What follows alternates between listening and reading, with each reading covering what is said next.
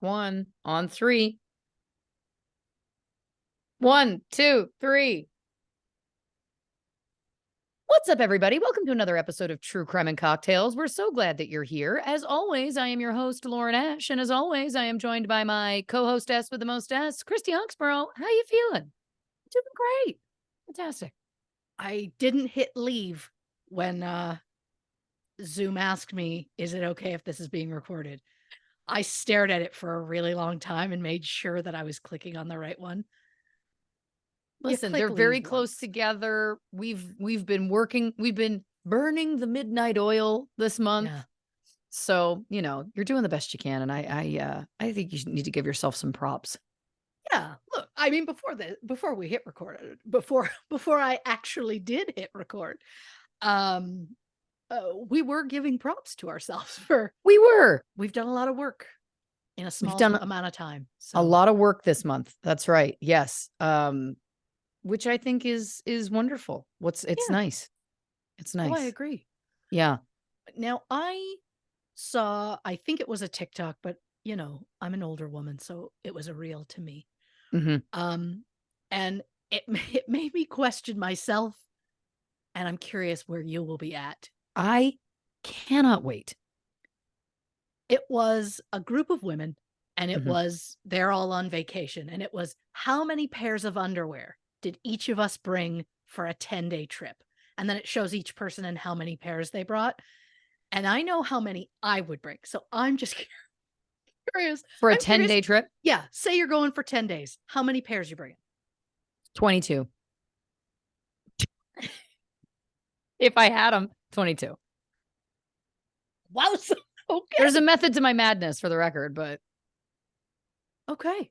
Tropical vacation, I'm assuming. I mean, if it needs to be, if you need a does location change? It does, because if it's somewhere warm, I need changes. When you're going to get sweaty. Yep. Oh, a sweaty crotch. You got to swap that out. Sweaty butt crack means, guess what? Swap them out. Great call. Great call. Now, granted, I'll never go through all of them, but I need to have the option. Yes. Yeah. Anyway, where are you at? 10 days? 10 days? Yeah. Easily 14. Yeah. Because there has to be at least one a day. At least. But then you need the extra in case a random period shows up. Yep. And then you need some in case, pissed myself. You know what I mean? You don't know what's going to happen. We don't know. All of a sudden, while packing, I'm always like, oh God, what if I accidentally all of a sudden just don't know how to get to a toilet on time? Because for some reason in my mind, that's going to happen when I am on vacation, which, calm down. Always minimum 4 pair extra over however many days I am. Yeah. I may take fewer if it wasn't tropical. Sure. But chances are, no, I'm going to probably still take 22 pairs if I have them, if I've got that many. I think I probably do. I mean, I'm digging through the drawer, but you know what I'm saying? Like I just don't want, I need to have the option. Oh yeah. Just in case. 100%. Yeah. I mean, I'm watching this video and some of these girls were saying like 8. And I was like, but you're going for 10? That's not even a pair a day. Is she sending out for a laundering service? There was a note. I think 2 girls said 8, but one specifically said 8. She's hoping there's going to be a washer. And I was like, best of luck. It looks like they went to like some tropical Europe-y place. But here's my question. Do you want to be spending time doing laundry on your vacation when they're the smallest item for you to throw a couple extra pairs in a suitcase? No. I just don't know whether that would be worth it to me. I don't want to be looking for a washer dryer on a 10-day vacation. Hunting it down? Yeah, I'm just like, I don't know about that. She's going to be wearing bathing suit bottoms on the way home. Heck yeah. Or she's going commando half the time, which I fully respect. My anxiety couldn't handle it. Yeah. No, not in a million years. Yeah, I'm going away next week for 7, 8, 9, 10. 10, 11 days. And I am already trying to figure out, it's funny you bring this up because I've been thinking about like, How many how many pairs to pairs of need? underwear am I bringing? Like, what do I, but also how many, like, because I am a notorious overpacker. I like to have Sure. options. You never know what the weather is going to be like depending on where you're going. But I have been, it's been on my mind. Like I wake up in the Yeah. morning going, 3 pairs of shorts, Well, 2 and jeans. that's the thing. You're going to multiple stops. Yeah. So it's and with various climates, so tough to it's tough to gauge. Yes. Yes. I get All that. in Canada though. All in Canada. So it's not like, it isn't like I'm going to again somewhere in the, well, I was going to say somewhere in the humid swampy south, but let's be honest. There are places in Canada that get that humid and swampy in the summer. Yeah. I remember the first time I went to Louisiana, I went to Baton Rouge and I came outside and I was like, "Oh, this is just an extreme version of Southern Ontario." Like it was like, I know this feeling. Like it was that real humid, wet air. I was like, "Yeah, I know this. I grew up in this." I do not own enough underwear to travel to Baton Rouge, I think. And I think, well, because then I've also spent some time in the deep summer in like July in Louisiana and New Orleans. And I got to tell you, I went through underwear on that trip. I was definitely changing them twice a day. Definitely. Because if it was one of those things where it was like, got to go back to my room and then we're going to go whatever, not enough time to take a full shower. I was like, I got to change underwear. I'm sure I was being overly sensitive, but it was like, it just didn't feel great. Nothing. Here she goes, turning into an old lady. Can't Nothing wait. makes you feel better than a clean pair of Ah, underwear. yep. If you're like sick for days Mhm. and you're like, I can't shower, just a change of underpants. Yep. And away you go. Away you go. It's night and day. Yeah. So yeah, you gotta really have is. backups. You might not use them all, but it backups. doesn't matter. You have them if you need them. Yeah. Yeah. No, 8 pairs of underwear for a 10-day trip is the most insane thing I've ever heard in my life. Just because it's inconveniencing yourself. Yeah. I couldn't even do 10 for a 10-day trip. No. Because I'm always like, oh, I'm gonna spill. And by spill, Well, you never know when you're going to be eating a plate of spaghetti in a hotel in your underwear. Oh. oh God, I didn't mean spill. Well, I didn't mean me. I guess I meant my nethers.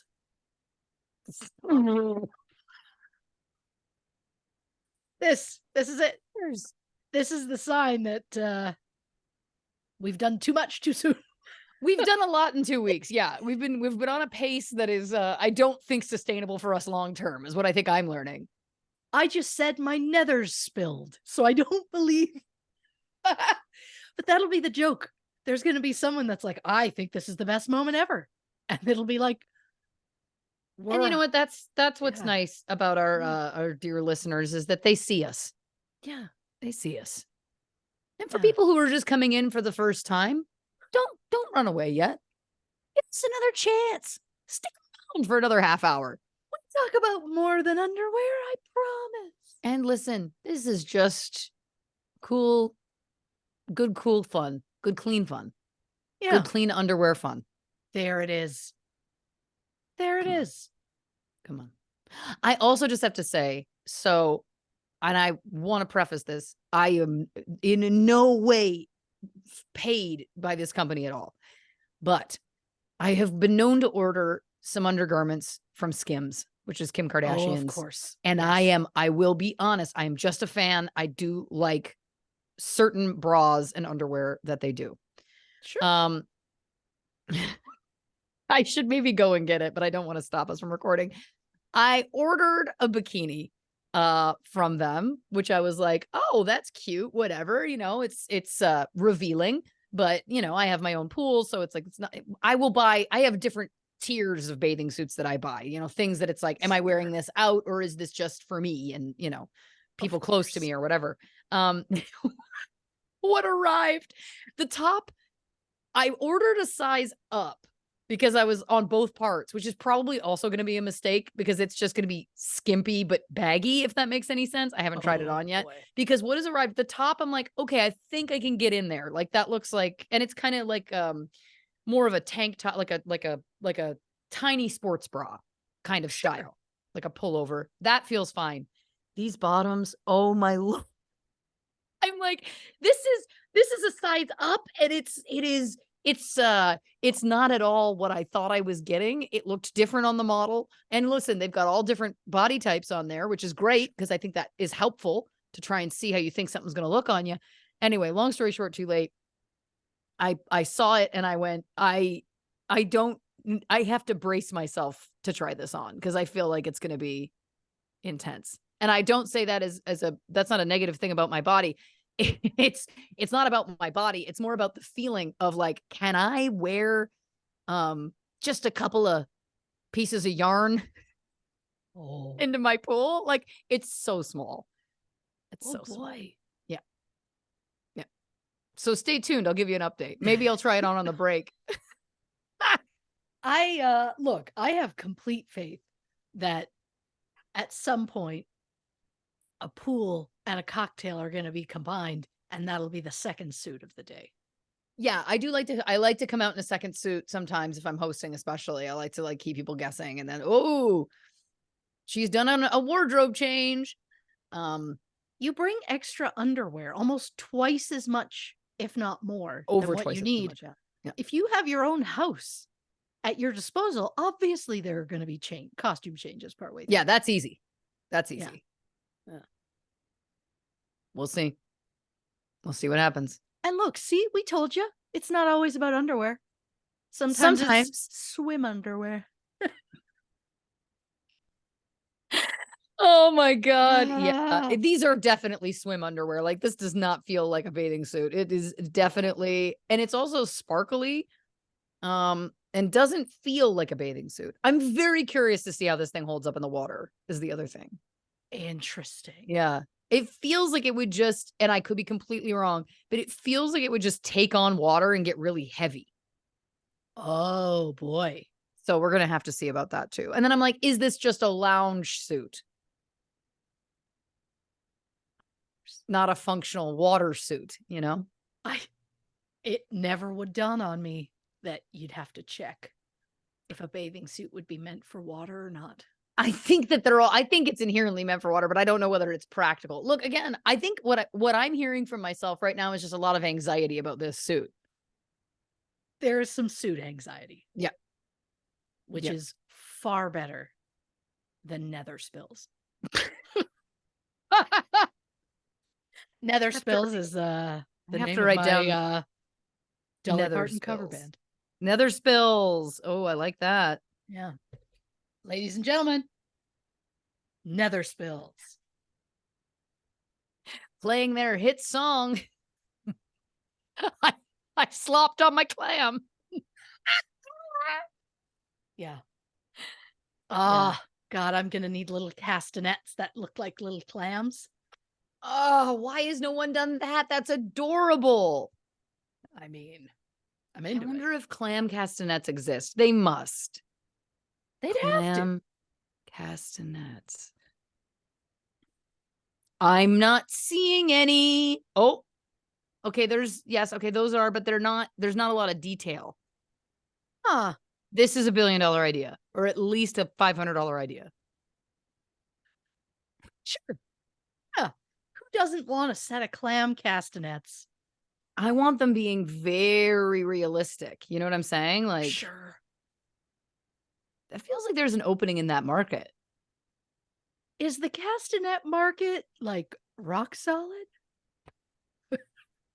I'll ask the band. Oh my God, who would know better? You're right. Yeah, exactly. When is this airing? When does this episode air? Is this July 11th? 11th. 18th? Yeah. This is 11th. July 11th. Yeah. Well, listen, I got to plug my show then. I'm doing my first live concert for the public. I've played a couple shows, but they were, again, private events. July 18th at Whiskey A Go Go in Los Angeles, and it's free. Free, 9:00. Hey, Catch me play a full set. How about that? you. Yeah. And I know we have a That's lot of impressive. listeners in LA. When I look at the analytics, we got a chunk of people there. So I would love to see you there. My hope is that there's enough of them that they start chanting for "I'm dreaming of a hot dog." I was gonna say that one. I was like, which one is she gonna say? I knew it was gonna be that. Yeah. Dreaming of a hot dog. Dreaming of a hot dog. I would And then I'm also gonna have accept to someone with just a sign, Yep. dreaming of a hot dog. Yep. Yeah. Or a Yeah. picture of Larry Bird with a circle, a dream bubble, and there just being a big hot dog in it. There it is. God, we're doing the work for him. Listen, if Courtney can show up to that Blink-182 concert with the sign that says, "Travis, I'm pregnant," far be it from me to stop one of our listeners from coming from our show, my show, with some sort of signage as well. Yeah. I mean, are we also going to mention she was very obviously pregnant prior to that I show? think that was how they were choosing to announce it publicly. The way it made it seem in the clips I saw, it was like that was how she was telling Travis, but she definitely is. She's a few months in. He knew. He had to have known. And look, I get it because there's that moment in the All the Small Things video where the model is with the sign. So it's cute. It's cute. But it just was interesting to me that it felt like they were trying to make it seem like this is how she was telling him for the first time, when Right. I think it was more of just a public reveal moment. That but is I'm possible. also like, look, on our other podcast, Kardashian Breakdown, which doesn't exist. Don't get your hopes up. I'm an avid watcher of the show. Sure. And I followed through the last season her IVF journey. And they did give up. And there was her egg reserve. I want to say, and I have to go, don't quote me, but I think that at one point they were like, you got like 1 left or 2 left. So it is not my business and it is nobody's business, but they do put these things out there publicly. So I think therefore, they are fodder for conversation. I'm just curious about how she got pregnant because they struggled for so long. And again, it was looking like it was like really not going to happen. Is it an egg donor situation? Is it, and we may never know. And again, not our business, but fascinating. Oh, it is. And don't get me wrong, couldn't be happier for them. Love that it's happening. But when I saw a clip of that, I immediately thought, do Mark and Tom hate this? I felt like they would probably never admit it out loud. Of course. But it did enter my mind as well. I was like, I also feel once Tom left, then that made Mark and Travis a little more buddy. Yeah. And then Tom has come back in. So is Courtney going to be what wedges and makes Mark and Tom happen again? Is she the Yoko Ono is what I'm hearing. It's just, Mark got off the stage and went and congratulated her. It's just like, it turns into everything that they do into like a media circus because a Kardashian's involved. I also want to say, and again, don't quote me, I'd have to go back and look at the footage, but Mark Hoppus and his wife were at Courtney and Travis's wedding. And I don't know if Tom and his wife were. Oh. Why do I feel like I'm just going to start binging the Kardashian? Oh God, don't toy with me. Don't throw that out there and tease me. Because this is like, we're talking like 20 seasons or something ridiculous, aren't we? Yes, but what I would say is you could just do the new Hulu series that's only a couple years old. But if I'm going to do it, if I'm going to do it, I do it right. Yeah. I mean, if you go back far enough though, like then the Kendall and Kylie are children, like young children, like you can, but I'm just saying like in terms of the pop culture element, even just these recent seasons, Right. Look, I saw a clip of, I believe it was Kim and Chloe Mhm. in a car. I don't know where they were going, but Chloe turns to her and goes, "Wait a second. Is it hamster or hamster?" And Kim just goes, "I've been writing hamster my whole life." And then Chloe's like, "Me too." And they were both like shocked. And I was like, "Hamster, huh? All right." And that was the moment I'm like, that's a background show. I need to start more shows that are just like maybe in the background or something. The Kardashians for me, the original Keeping Up with the Kardashians. Yeah. Anytime I go to a hotel, I would say over the last 10 years or more, it's always airing somewhere. It's always on E or something. Sure. And the tone of it, there's something about the tone of the voices and whatever, like it puts me into a not asleep and not awake state. Like it like really is a sedative for me.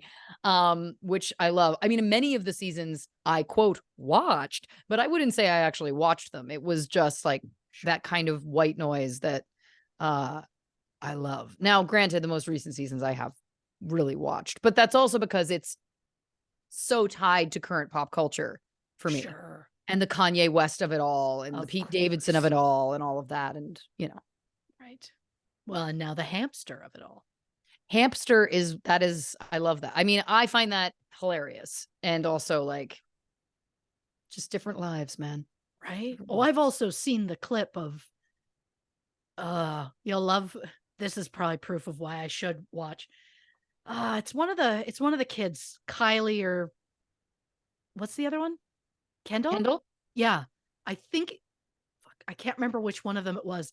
But she wanted a snack. And Chris was like, "I beg you, let me get chef." And I was like, Oh. we just called him chef. But and then it was her cutting, it was the way she was holding like a cucumber or something and then cutting on the other side of the hand, like it was such a messed up way that my brain was like, what am I seeing right Yeah, now? she got into that was a huge moment. She got a lot of flack for that, online, I bet. obviously. But what I love is that Chris knew. Chris knew in that moment, like, "Don't do this. Let me go. Let me get chef." Like that was to me. I think in retrospect, I think she knew that it was like, "Oh, she doesn't have knife handling skills. I never imparted these to my children." Like, 100%. That yeah, was her saying, "I'll get chef," was her saying, "You're gonna look so stupid and I will not stop you yep, because my producer hat is on at all times." And so it was like, I tried, okay. And then she just like sits down in the chair and yells action. You know what I mean? yeah. But I also do have to just say, chef. We should call chef. I'm like, hmm, one of the moments that really endeared me to Kylie was when she was pregnant, and she and Kendall were driving to Santa Barbara for Courtney and Travis's surprise engagement party, and they're in the drive-through for In and Out. And Kylie's like, "I'm so hungry, I need a snack." And it was like, "We're about to get food." And she's like, "I feel nauseous, I need a snack." So then Kendall's like digging, and Kylie keeps a basket of snacks in her car. And I was like, you know what? Say what you want to say about all these, about this family, about these gals. I was like, hell to the yes, Kylie Jenner. I love it. I mhm, love not only that she keeps a basket of snacks in her car, but also that she's yes, like, I need to be eating while I'm ordering In and Out. I was like, that's my kind of lady. Sorry. yes, I do Straight up. like that. Now, is Kendall the only one that doesn't have children of that group? Yes. Okay. Gun to my head, I could probably only name two of the children total. That's Sure. I think I could get most of them. oh, I guarantee you can. Yeah. But yeah, no, Kendall's definitely the one who's kind of branched out from the rest of the family. She lives in West Hollywood. The rest of them all live in Calabasas, which is quite a distance between the two. Sure. Yeah. She's the only one that doesn't have children. Um, And she's dating what's his name? That Bad Bunny. Bad Bunny. Mhm. Yeah. And she's the Who only one of them that hasn't been married at this point. huh. And look, I'll say this, Bad Bunny, uh, didn't have an appeal. And then I saw Bullet Train. Is he in that? He is. I gotta watch that. I fell asleep. It's not a comment on the movie. I was just really tired. I gotta watch that. He has a vibe. Yeah. That has carried with me since we watched that. So I do highly recommend it for you. Did Kylie Jenner ever get married? Now I feel like I've misspoken. I love that. I'm worried about. I mean, of course, I barely could remember her name in the moment, but I don't think she's been married. They never got married. Mm? Yeah. My apologies. Didn't someone, maybe it was Kylie, wear a shirt of like Kendall's exes, and it looks like it's like all of her basketball exes, or is it Kim? Oh, it could have been any of them, really. Because the shirt looks like an NBA team championship type shirt. Yeah. And it's all her exes or whatever. That's hilarious. And it was a very funny moment where I was like, oh, because she's dated a lot of athletes. That is the most white woman not understanding what's going on response. Mm-hmm. Oh, because she dates athletes. Look, Nether Spills. I was doing better when I talked about clam castanets. Yeah. Well, listen, on that note, I got to ask you, what you drinking over there? Oh, today I'm doing a water and I'm doing a Slurpee to keep me focused. Yeah, listen, again, we've had a wild couple weeks, a lot of work, so we got to keep our shit together. I'm just on a McDonald's Diet Coke. So I hear you. Nice. I don't even have other liquids here right now. Wow. I'm just mainlining the caffeine. I really like mainlining the caffeine. Oh my God, that was a real snort. Well, listen, let's get into the episode. We got lots to get through. This is obviously a case that has gripped the nation and many nations. We're, of course, talking about Pamela Smart in this episode. And you're going to love this. I know this story. I told Christy I know this story. And gun to my head right now, I'd be like, I don't think I can piece the details. That's just because they begin to blur for me. Sure. A lot of them blur. So I'm very excited to get through this synopsis to refresh myself as I refresh all of you or tell you about her for the first time. Here we go. In May 1990, insurance salesman Greg Smart was shot to death in his home less than a week before his first wedding anniversary. Greg's wife, Pamela, seemed eager to solve the case as she was always willing to give an interview to anyone who asked. So it came as quite a shock when the people arrested for the murder were 3 teenagers who took part in a high school program that was run by Pamela. During the trial, it came out that 22-year-old Pamela was having an affair with one of those teenagers. Pamela claims that the boy killed her husband out of jealousy, but the boy claims that Pamela orchestrated the entire thing for the insurance money. In a case of he said, she said, we're going to look at the murder and the subsequent trial to try and discover the truth buried underneath. Did Pamela Smart really convince her teenage lover to murder her husband? Or did the teenager try and pin the crime on Pamela just to get his sentence reduced? Christy Oxborrow investigates. Yeah, I remember now. Well, check that off for the synopsis doing its job. It did. There we go. So as always, a disclaimer before we start. This episode will contain mentions of intimate partner violence and sexual assault, so trigger warning for those who need it.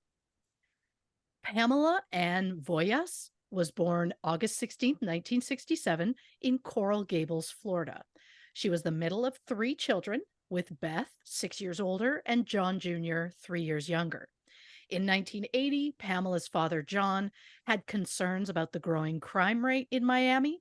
He said, quote, when they started burning the place down, when they had the riots in Miami, I says, I'm getting my family the hell out of there. I don't need this aggravation. Wow. I specifically like him saying I says. I'm very charmed by that. The family had enjoyed summers spent in New Hampshire, so they decided to move to Wyndham, where Pamela was enrolled at Wyndham Center School for 8th grade, or grade 8, depending where you're from. Around this time, Pamela also started working various jobs, as her father believed his children should learn about hard work from a young age. The following year, Pamela attended high school at Pinkerton Academy. Fun fact, poet Robert Frost was an English teacher at Pinkerton from 1906 to 1911. Wow. At Pinkerton, Pamela was a cheerleader, a Spanish tutor, and she was also involved in Students Against Drunk and Drugged Driving, as well as student government. However, she Oh. bowed out of student government after her junior year because of an alleged scandal. Wow. School officials accused Pamela of rigging the election, skimming money from class funds, and drinking alcohol on school grounds. The school spoke with Pamela's mother, and Pamela agreed to bow out of the election if the matter was kept quiet and if it was kept out of her student record. She was described by friends as caring, insecure, and intensely possessive of any boys she liked, whether they liked her or not. Wowzer. One person specifically said, quote, "Pam's a real enigma. She's a very bright, tough, and competitive woman, but there always seemed to be a real strong anger simmering inside her." Pamela's high school boyfriend, Paul Reese, described her as wild. But Paul, who was the captain of the football team, doesn't exactly come across in the great light. Apparently, Paul would openly talk about having sex with Pamela in front of other students to the point where they all started calling her Sika after a popular porn star Oh at the boy. time. Pamela even referred to herself as Sika in a photo caption in the yearbook. Pamela and Paul dated for 9 months in their senior year before breaking up right before graduation. Paul said, quote, "I just got sick of her." Gross. 100%. Real charmer. But what do you expect from a guy whose nickname in high school was Sausage? Jesus. I can't. Pamela graduated in 1985 and spent the summer at the University of Florida in Gainesville, as her sister Beth was there attending law school. Pamela then transferred to Florida State in Tallahassee to take part in their media performance program, as her dream was to become a TV reporter. Pamela was a disc jockey for the Florida State radio station, where, using the name Maiden of Metal, she hosted a 2-hour show called Metal Madness. I did not see her as a metal music type, but, good on her. Yeah. During a trip home over the Christmas break, Pamela met Greg Smart at a New Year's Eve party in 1986. Not much has been shared publicly about Greg's childhood, but Gregory William Smart was born September 4th, 1965, in Nashua, New Hampshire, to Bill and Judy Smart. He had an older brother named Rick and a younger brother named Dean. Pamela and Greg kept in communication when Pamela went back to school, but Greg was kind of casually seeing someone else at the time, so it didn't seem like Greg and Pamela were going to be serious. And then, for some reason, things took a turn in the summer of 1987. Greg ended up moving to Florida to be with Pamela. They got an apartment together, but Pamela didn't want her parents to know. So whenever they came to visit, Greg had to take all of his stuff and leave the apartment for the weekend. Classic. Yep. Greg proposed in January 1988, and later that year, Pamela graduated with honors with a bachelor's degree in communication. For a graduation gift, Greg planned to get Pamela a Yorkshire Terrier, as she had always wanted one. But on the way to get the dog, Greg called Pamela and asked if they could get a Shih Tzu instead, because his family had one and he just found one that was like too cute. Pamela agreed, and they named their Shih Tzu Halen after Van Halen, which was Pamela's favorite band. Wow. It's interesting that Greg planned to get Pamela her dream dog, but then ended up convincing Pamela to accept his dream dog. Mm-hmm. Was this dog still considered a grad gift? Did he spoil his own surprise by calling? I have a lot of questions. Also, Adopt, don't shop. Thank you. After graduation, Pamela worked as a part time clerk for the Florida Department of Commerce before interning at CBS affiliate WCTV Channel 6. Greg passed an exam that allowed him to sell insurance in the state of Florida. He started working at MetLife and soon cut off all his long hair. Pamela was very disappointed in the change, as she was initially drawn to Greg because she kind of felt like he looked like Bon Jovi. He had like the super long, kind of curly sort of hair at Mhm. the time. In January 1989, Greg decided to move back to New Hampshire to work for his father's insurance company in Nashua. Pamela made the choice to go with him. The couple moved into a condo in Derry, or more specifically, number 4E, Misty Morning Drive, less than 5 minutes from Greg's parents. On May 7th, 1989, Greg and Pamela were married in a big Catholic ceremony before honeymooning in Bermuda. When they returned home, Greg worked for his father's company, while Pamela worked for a temp agency before being hired as the new media center director for the school administration in Hampton. On May 1st, 1990, Pamela had an evening meeting at the school.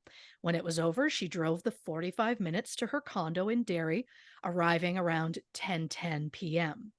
Pamela walked through the door, turned on the light, and discovered Greg lying on the floor down the hallway. She didn't enter the house further. She didn't go near him in any way. She immediately ran to a neighbor's house and started banging on the door. And she said, quote, "My husband's hurt. He's on the floor. I don't know what's wrong with him." As that neighbor was calling 911, Pamela ran to another neighbor to get their help and then asked another neighbor to contact Greg's parents. 911 received multiple calls that night about a hysterical woman who was saying her husband was passed out. When the first police officer arrived on scene, he noted Greg was lying on the carpet in the dining room with his feet kind of in the foyer. The officer checked for a pulse but found nothing. Neighbor Mary Jane Woodside, who was a medical assistant at the hospital, offered to perform CPR, but when the officer rolled Greg over, he noted a bloody hole in Greg's head. So CPR was not done. When paramedics arrived soon after, they confirmed that Greg was in fact dead. An investigator from the medical examiner's office made the official announcement at 11:19 p.m. Greg was just 24 years old. A large brass candlestick was found in the foyer. It was initially believed to be the murder weapon. However, the following day, an autopsy proved that Greg had been shot. Due to the stippling, it is believed the gun was extremely close to Greg's head at the time. However, there was no substantial gunpowder residue on his scalp or any blood spatter near the body, so they assumed there was something put maybe between the gun and the victim. Police searched the house and noticed it had been ransacked. The living room had stuffing from a pillow all over the floor. There were CDs scattered around. Stereo speakers and a small portable TV were piled up at the back door. In the upstairs bedroom, drawers had been pulled out. Clothes were thrown all over the place. A jewelry box near the bathroom sink was empty. Police found a blue towel from the upstairs bathroom and multiple paper towels on the floor near the body. One of the black pillows from the living room couch was missing. And because the stuffing on the ground, police thought maybe they emptied the pillow and then just used the pillowcase to put whatever it is they stole from the house kind of in it. Police initially believed Greg's death was a robbery gone wrong. The suspect or suspects either entered through the French doors at the back of the condo or through a bulkhead in the backyard, which led into the basement. The neighbor in 4D said he saw Greg come home around 9 p.m. And he said he heard what he thought was scuffling feet across the floor and two thuds a few minutes apart. He believed it was the sound of doors slamming. Both the bulkhead and the French doors were unlocked when police arrived, and nothing looked as though it had been forced open. The French doors were also slightly open, so it's probable that that's the way they went. Pamela and Greg had a cookout or barbecue, as Canadians would call it, a few days before Greg's death, and Pamela said it was possible that they had not locked the back doors since then. Police believe the suspects left through those back doors since they were slightly open, and a table near those doors was slightly embedded in the wall as though someone hit it as they were trying to flee the scene. At 4:30 a.m., Greg's body was removed from the scene, and police found a 3-diamond gold ring, Greg's keys, and his wallet near the body. There was no cash in the wallet, but the credit cards were still there. So if it was a robbery, why did they leave this stuff behind?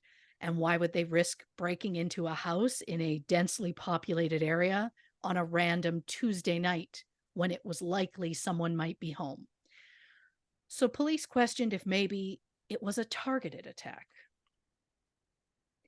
But who would target a mild-mannered insurance salesman? Police asked Pamela if Greg was having an affair. Pamela said no. So they asked if Pamela was having an affair. Again, she said no. Were they having money problems? No. Pamela said everything was good in their lives and they were both incredibly happy. Police found some pot, or more specifically, a single marijuana cigarette in Greg's truck. So then they immediately thought, oh, I bet this death is connected to some sort of drug debt. Pot was taken a lot more seriously in 1990 than it is today. Yeah. But sniffer dogs were brought in, but no other drugs were found. Police asked Pamela to refrain from speaking to the media about the case, as they believed it could be harmful to the investigation if certain details were to be made public. Pamela got defensive and said, quote, "Don't talk bad about them. I'm one of them too." And while her dream was to be a reporter, I don't think I'd classify her job at the time as the press. Yes, she wrote press releases and newsletters for the school and taught high school students how to use various media equipment, but I would not consider Pamela a member of the media. And despite police outright asking Pamela not to talk to the press, she immediately went to the press. Pamela called reporter Bill Spencer at the local news station and told him she wanted to clear the air about Greg's death, as there had been rumors it might have been drug-related. Pamela agreed to a face-to-face interview with Bill Spencer, which she gave at her home just hours before Greg's wake. Oh, boy. And I know everyone grieves in their own way, but even though she was just hours away from her husband's wake, Pamela was very calm and non-emotional during the interview. Not that it's a surprise, as police said that whenever they spoke with Pamela, she was calm, composed, and they never saw her break down once. Shortly after Greg was pronounced dead, Pamela said to police, quote, "What will I do for the rest of my life?" And when Pamela went into the house after Greg's body was removed, she got angry about the fingerprint dust on her furniture and screamed, asking, "Who's going to clean this up?" The day after the funeral, a claims adjuster came to the condo as a favor to Greg's dad because Pamela wanted to be reimbursed for the furniture that she said was ruined by that fingerprint dust. At the time, police had placed a towel over the blood stain in the dining room so Greg's family wouldn't have to see it. And while everyone else was walking around it, Pamela just always walked on over it. Just had no problem stepping on it. Again, everyone grieves in their own way. It's just Pamela's actions in that moment were, off. Yeah. Like how after getting $140,000 from Greg's life insurance plans, Pamela immediately went out to buy a new car. She didn't actually buy one at the time, but she definitely went car shopping and went looking for like a really expensive type thing, which felt like an interesting choice. Yeah. And then Pamela, those closest to Pamela say that she immediately gave away anything that belonged to Greg. And when she moved into a new condo soon after his death, she didn't put up a single photo of Greg in her new place at all. Less than 3 weeks after the murder, Pamela was seen at a local bar singing along with a band that was fronted by her ex high school boyfriend, Paul Reese. Oh my God. What are She's the got a odds? type, folks. Yeah. Apparently, Pamela's singing was so bad that people begged the band for her to leave. Yeah. Oh boy. She gave Paul her number and invited him to visit her new condo. Again, everyone grieves differently. But at the wake, Pamela was distraught. She had to be physically pulled away from the casket. At the funeral the following day, Pamela was so devastated she had to be held up by her parents and her sister.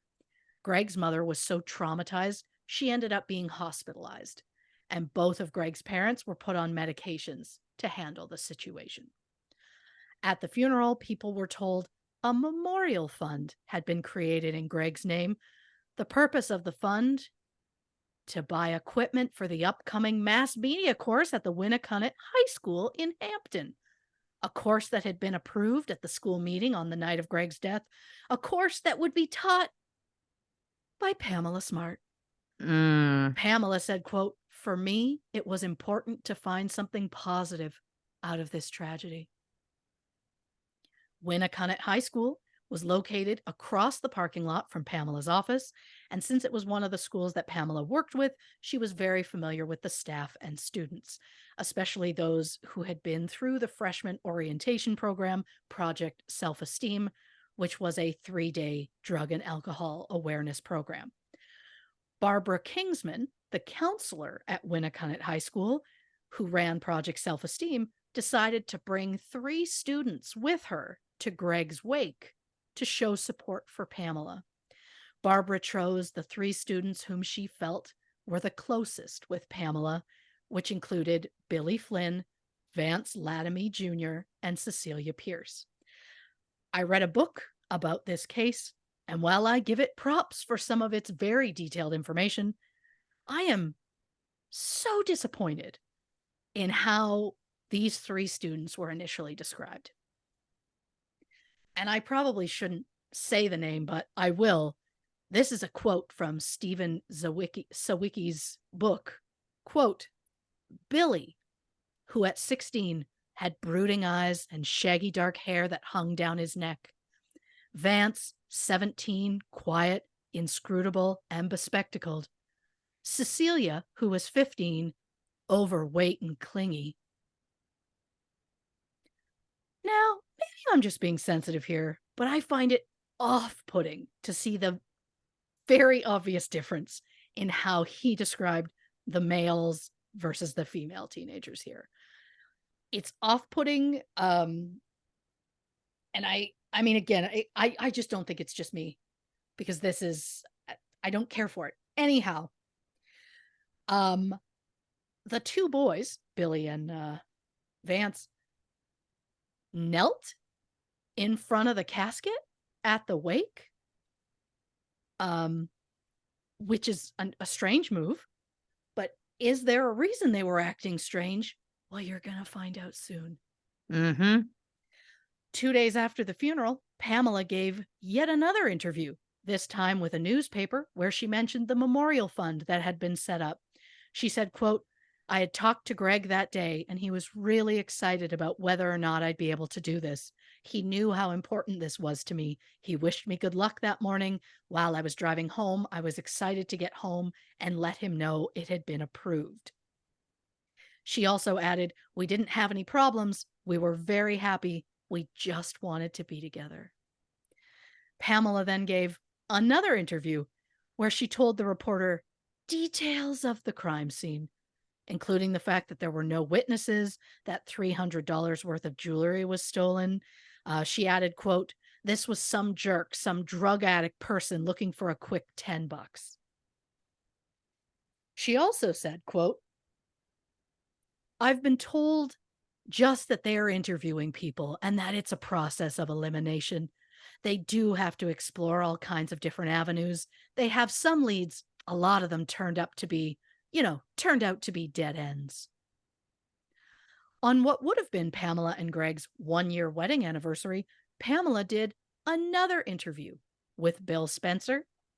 Some of Pamela's quotes from that interview include, quote, "It's just an awful tragedy, and now, there's no better time in his life for this to happen." What? There's never a good time in your life to get murdered. No. Okay. Another quote: "Life's not always fair, and you have to take what happens in stride and move on and move forward. It'd been 6 days. 6 Wow. days." Another one, quote: "Today I have to wake up and realize there is no future for us. There's a future for me, but not for us." Again, 6 days. But also nothing too incriminating, just off, right? Like how at one point she mentioned to Bill that she still had the top of her wedding cake in the freezer. And she asked Bill if he wanted to get a shot of her taking the cake out of the freezer. She said, quote, "Greg has complained about it since I put it there. Right before this happened, he said, 'I can't wait until our anniversary so we can get rid of this cake.'" After the interview, Pamela gave the cake to Greg's parents, saying, "You take this. I don't like cake anyway." Oh Bill, boy. Bill Okay. Spencer did point out how she was more interested in producing the bit than anything Mm, else. The idea of "Oh God, it's our wedding anniversary. Would you like a shot of me pulling out the top of my wedding cake?" yeah, that's interesting. Yeah. A week after Greg's death, Derry Police Captain Loring Jackson ordered that Pamela no longer be kept informed of their progress, Yeah, I wonder why. which more than fair, since they told her not to talk to the press and then she repeatedly talked to the press.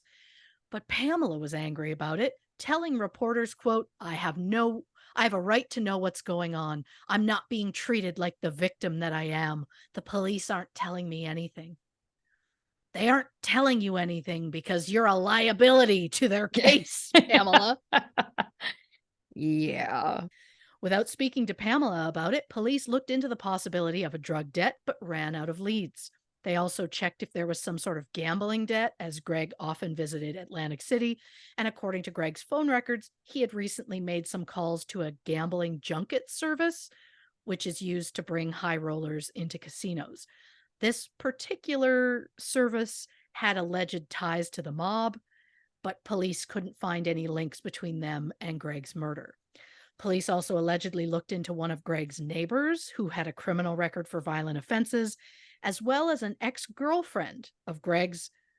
Again, according to author Stephen Sawicki, a few years before his relationship with Pamela, Greg allegedly got a woman pregnant and refused to pay for an abortion. Oof. The girl's father was angry and had said, quote, that he had a good mind to shoot Greg. I don't know if this woman ever got pregnant. I don't know if she had a baby or not. If it's true, it's crazy that it never gets talked about, especially since it allegedly happened a few years before Pamela, and Greg met Pamela when he was just 21. Yeah. So I have a lot of questions, even though it's not relevant to this, to the murder portion. But, Right. no stone unturned. Nope. So police ruled out drug and gambling debts as potential motives for Greg's murder. And since Pamela said things were so great between her and Greg, it seemed there was no motive there either. However, things weren't exactly as peachy keen as Pamela had claimed. In her many interviews with the media and the police, Pamela repeatedly stated that they were a happy couple living the dream.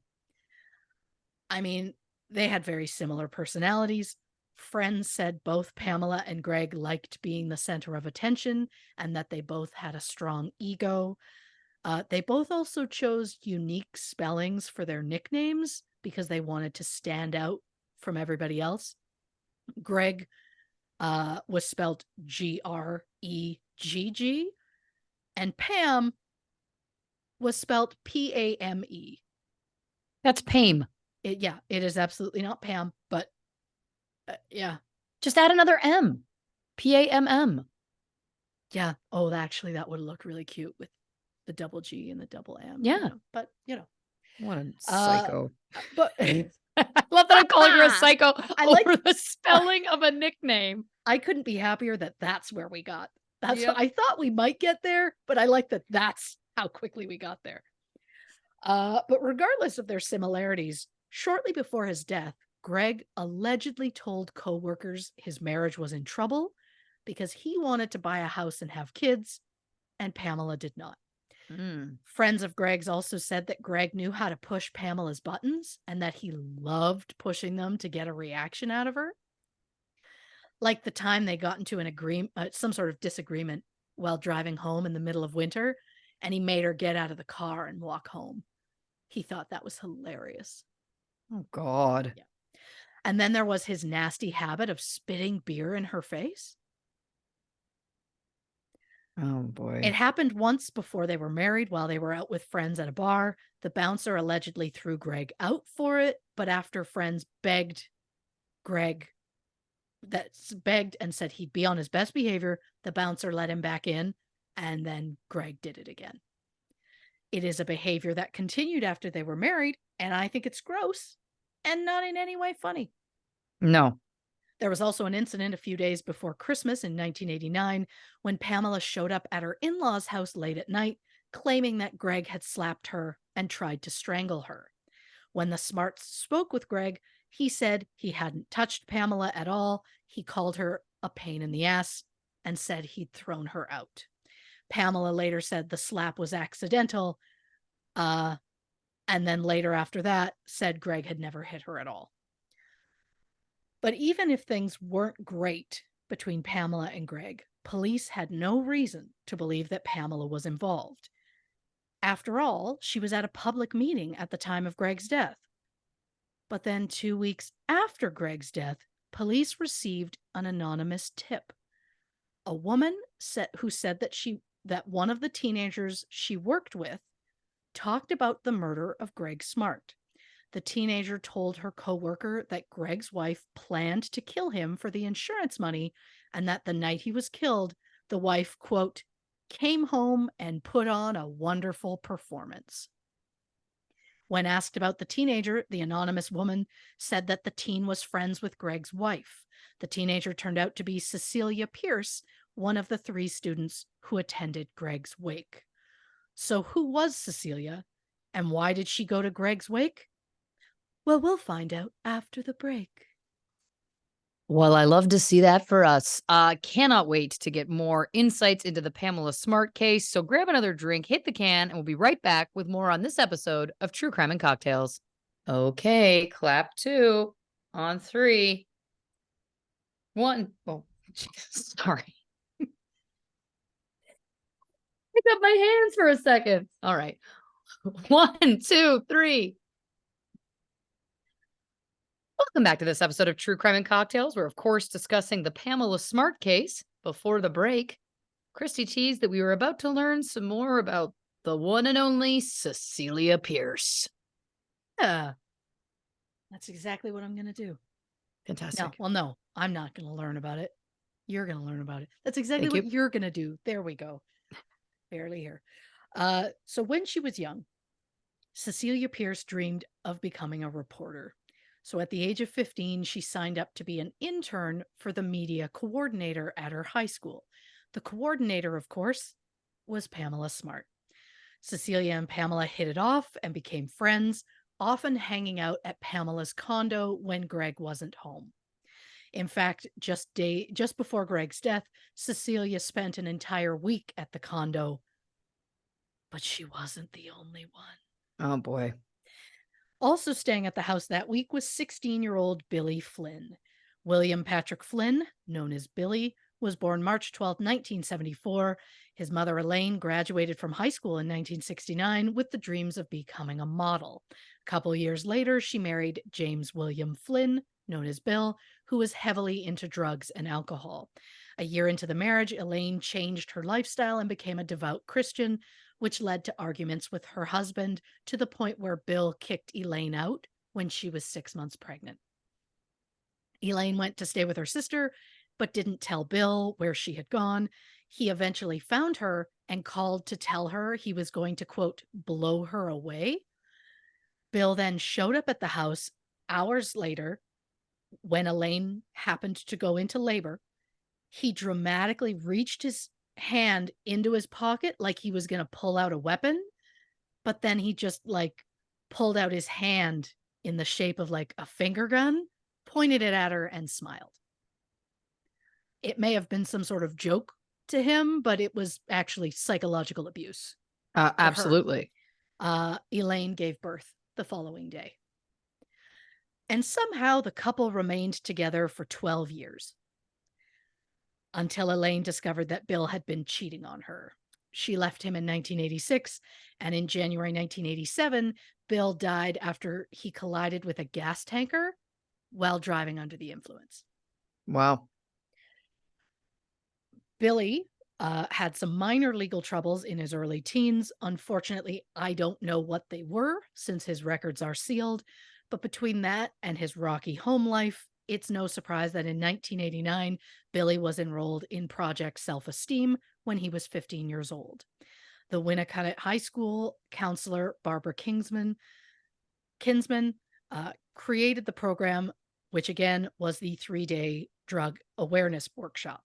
One of the adult mentors in the program was 22-year-old Pamela Smart. Also enrolled in the program were Billy's friends, Patrick Randall, known as Pete, and Vance Latomy Jr., known as JR. After the program, Billy and his friends continued to spend time with Pamela, including working on a commercial for a competition put on by the Florida Department of Citrus. Didn't even know that was a thing, but I love it. The idea was for high school students to make their own commercials showing the nutritional value of orange juice. Prizes included a trip to Disney World. With Billy as the cameraman, Pamela and her friend Tracy were the actors, and Cecilia did behind the scenes kind of stuff. The group just kind of ended up spending a lot of time together outside of school. I also love that it was like a high school project, and Pamela and her friend, who were early 20s, were like, we're going to be the stars of this. Thank you. Yeah. There was even a time when Pamela allegedly bought a bottle of Southern Comfort for Billy and some wine coolers that she shared with Cecilia. Again, Billy and Cecilia were 15 at the time. The legal drinking age is 21.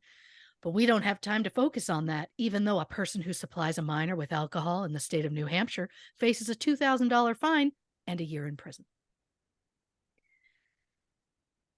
But Pamela gave Billy more than just alcohol.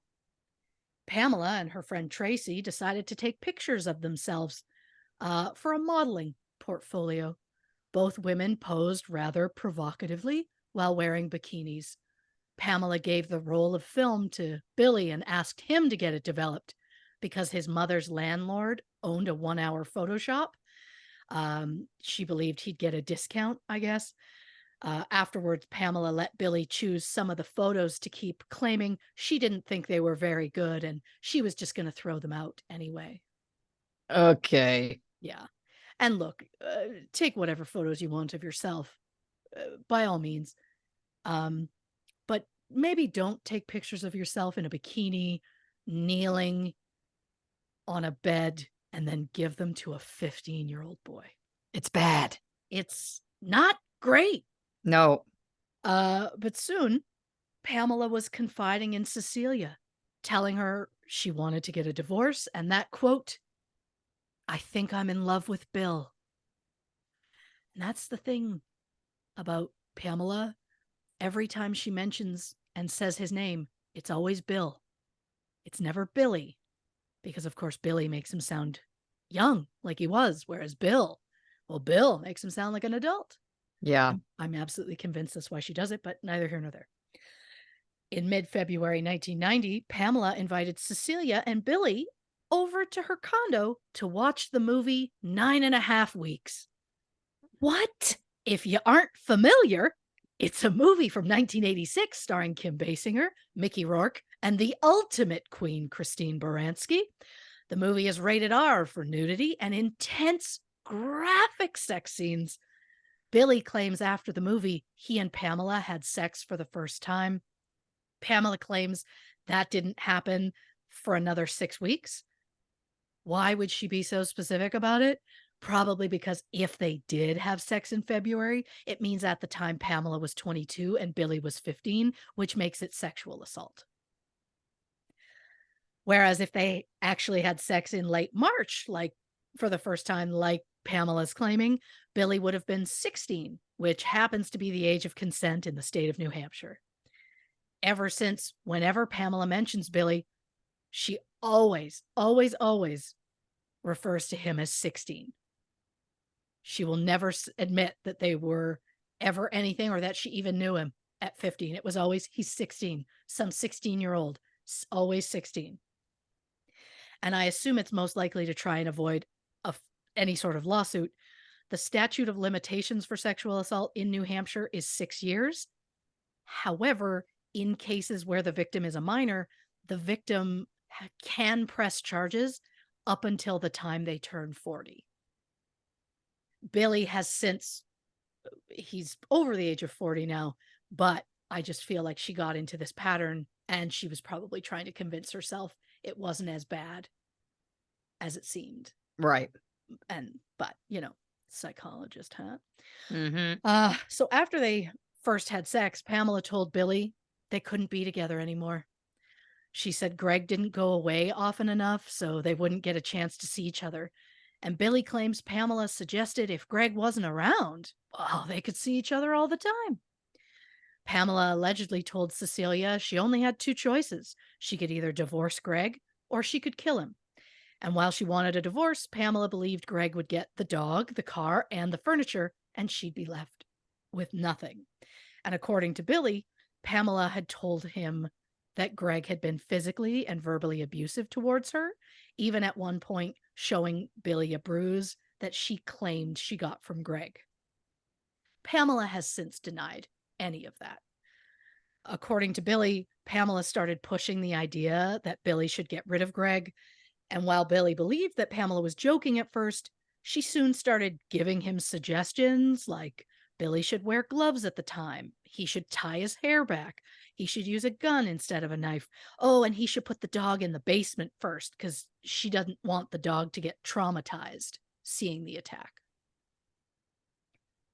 Eventually, Billy brought in his friends, Patrick Randall, known as Pete, and Vance Latomy Jr., known as JR, and they had at least 20 different discussions about the potential murder. 18-year-old Raymond Fowler was at the Latomy house during one of those discussions, so Raymond just immediately agreed to be involved. Raymond had just been released from prison in January 1990 after spending 4 months for receiving stolen property. The boys claimed that Pamela had offered to pay them $1,000 for the murder, but all Raymond wanted was the Smart's stereo system. Yeah. The plan was originally to kill Greg in mid-April while Pamela was at a school meeting. Unfortunately, these would-be assassins were teenagers, so they didn't have a vehicle. And they were in Seabrook, which is 37 miles or 60 kilometers east of Derry, where Greg and Pamela lived. Pamela said the boys could use her car, and she'd leave it in the parking lot outside her meeting with the keys in the ignition. When they picked the car up, Raymond brought along old pairs of shoes they could wear during the crime that they could throw out after the crime, which is one of the smartest things. I was just going to say, teenagers say. Yeah, I mean, look, I'm not trying to give kudos for murder planning, but correct. Yep. Mm-hmm. We just rarely hear about that I kind of. expected less. Yeah. Yeah. Yeah. But They then drove to a nearby pharmacy where they bought 6 pairs of gloves that cost them about 10 cents apiece. They told the cashier they were buying them for a magic trick, which I find interesting. Billy and Raymond drove down Route 101, headed to Derry, but then somehow they got lost. And by the time they actually got to the condo, it was 10 p.m. and Greg was already home. So they decided abort the plan. But when they returned Pamela's car to the parking lot, Pamela was angry, not just for them being late, but also for them failing. According to Billy, Pamela said, quote, "You got lost on purpose. If you loved me, you would do this for me because you would want to be with me." Pamela was also angry that the boys had planned to use a knife, as she said the mess would ruin her furniture. But the boys couldn't find a gun in time, so the knife was their backup. Billy promised he would get a gun, and Pamela said he had one more chance because there was another meeting on May 1st, but it was the last meeting of the school year, so if it was going to happen, it would have to happen then. On the morning of May 1st, Pamela allegedly unlocked the bulkhead doors in the basement and told the boys they could take whatever jewelry they wanted, as her favorite pieces were safe elsewhere. JR had planned to borrow his grandmother's car. However, she forgot to drop it off. So Pamela gave JR, Billy, and Pete a ride to pick the car up. The boys then drove to JR's house where they took a .38 caliber pistol from JR's father's dresser drawer. The gun had originally been purchased by JR's great-grandmother, Naomi, after a break-in in her home in 1981. When Naomi's husband died, JR's father bought the gun from her as he liked shooting in the woods. I don't know if it's target practice or some sort of hunting or whatever, but if nobody's getting hurt, sir, okay. But also keep your gun somewhere that your son can't access it. As well, but, after securing the weapon, Billy, Pete, and JR went to pick up Raymond, who was at a pizza place flirting with a waitress, which he later bragged to the police about. JR drove the group to a parking lot near Pamela's condo, where Billy and Pete changed into new clothes and shoes behind a row of dumpsters. While JR and Raymond stayed in the car, Billy and Pete used the bulkhead doors at the back of the condo to enter the basement. They did as Pamela instructed and grabbed the dog, Halen, first. What I don't like is they later laughed about just throwing the dog down the basement stairs. And that's not a big dog. Not that it would matter either way, but I mean, the dog, in the end, the dog was fine, but it's still horrifying. Yep. With the dog locked in the basement, Billy and Pete said they headed upstairs and started ripping apart the master bedroom, pulling out drawers and throwing clothes around. They headed to the bathroom where they emptied the jewelry box and grabbed a small portable TV. In the living room, Pete tried to take the VCR, but he couldn't reach to unplug it, so he ended up just leaving it lying on the floor. He unplugged the stereo speakers and left them at the back door with the TV. Pete cut open a black pillow from the couch, emptied its stuffing, and used the pillowcase to carry the jewelry and a pair of sunglasses that he had taken from upstairs. They opened the back doors just in case they needed to make a quick getaway, and Billy grabbed a towel from the bathroom upstairs with the plan to cover Greg's head with it. Billy waited at the base of the stairs while Pete hid behind the front door. Pete was very, very worried about fingerprints, so he wrapped the handle of his knife that he had as a backup with paper towel and would just constantly keep replacing it every few minutes and dropping it on the floor, which is how the police found paper towel in and around the body. When Greg walked through the door, he immediately turned on the light and called for the dog. Billy jumped out and grabbed Greg by the shoulders while Pete shut the door and turned out the lights. Pete held a knife to Greg's throat as Billy pointed a gun at Greg's head. Greg wanted to know why it was happening, of course, and the only other thing he asked, "Is the dog okay?" Which is actually kind of sweet. Yeah. The boys assured him the dog was safe.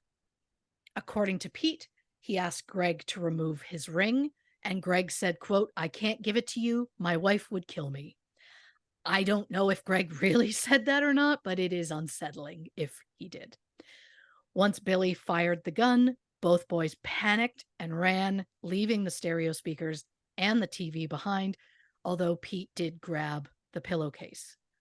The original plan was for Billy and Pete to change back into their original clothes, but instead they ran for the car and changed while JR drove away. They threw the clothes out the window as they drove. While taking inventory, Billy realized he dropped one of the gloves somewhere between the car and the condo. Pete later said that Billy seemed excited about the murder. Billy denies this, saying he was terrified to the point where he does not remember that drive home. First, JR dropped off Pete, who took the pillowcase of jewelry with him.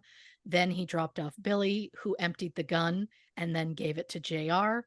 JR dropped off Raymond. He asked if Raymond could clean the gun the following day, telling him it would be left in the Latomy family's camper. The next morning, Billy, Pete, and JR went to school as normal. Afterwards, JR checked the camper and discovered Raymond had cleaned the gun. So JR just put it back in his father's dresser drawer, thought nothing of it. They inspected the loot that they got from the house, and after testing the jewelry in some sort of bleach solution, they discovered the chains were all gold plated and the rest was just worthless costume jewelry. So not even the 300 that she claimed. Right. They ended up tossing the jewelry off a nearby bridge, but for whatever reason, Pete kept the pillowcase. Just toss the whole thing. Burn it. Burn it. Why are you doing throwing clothes out windows, by the way? Like burn everything. What are you thinking? Anyway. Yeah. Oh, it's insane. Not trying to give a tip here, but this is what we expected. Yeah, exactly. They started out with a good plan and Yeah. Shortly after the murder, Pam moved to a new condo. Right. Oh, yeah. Well, I've already mentioned that, but apparently I put it in here twice. She moved to a new condo where she put up no photos of Greg, allegedly. At the end of May, she decided she was going to sell Greg's truck, but she decided it had a better stereo, so she wanted to take it out. So Billy took the stereo out for her for free, just as like a favor.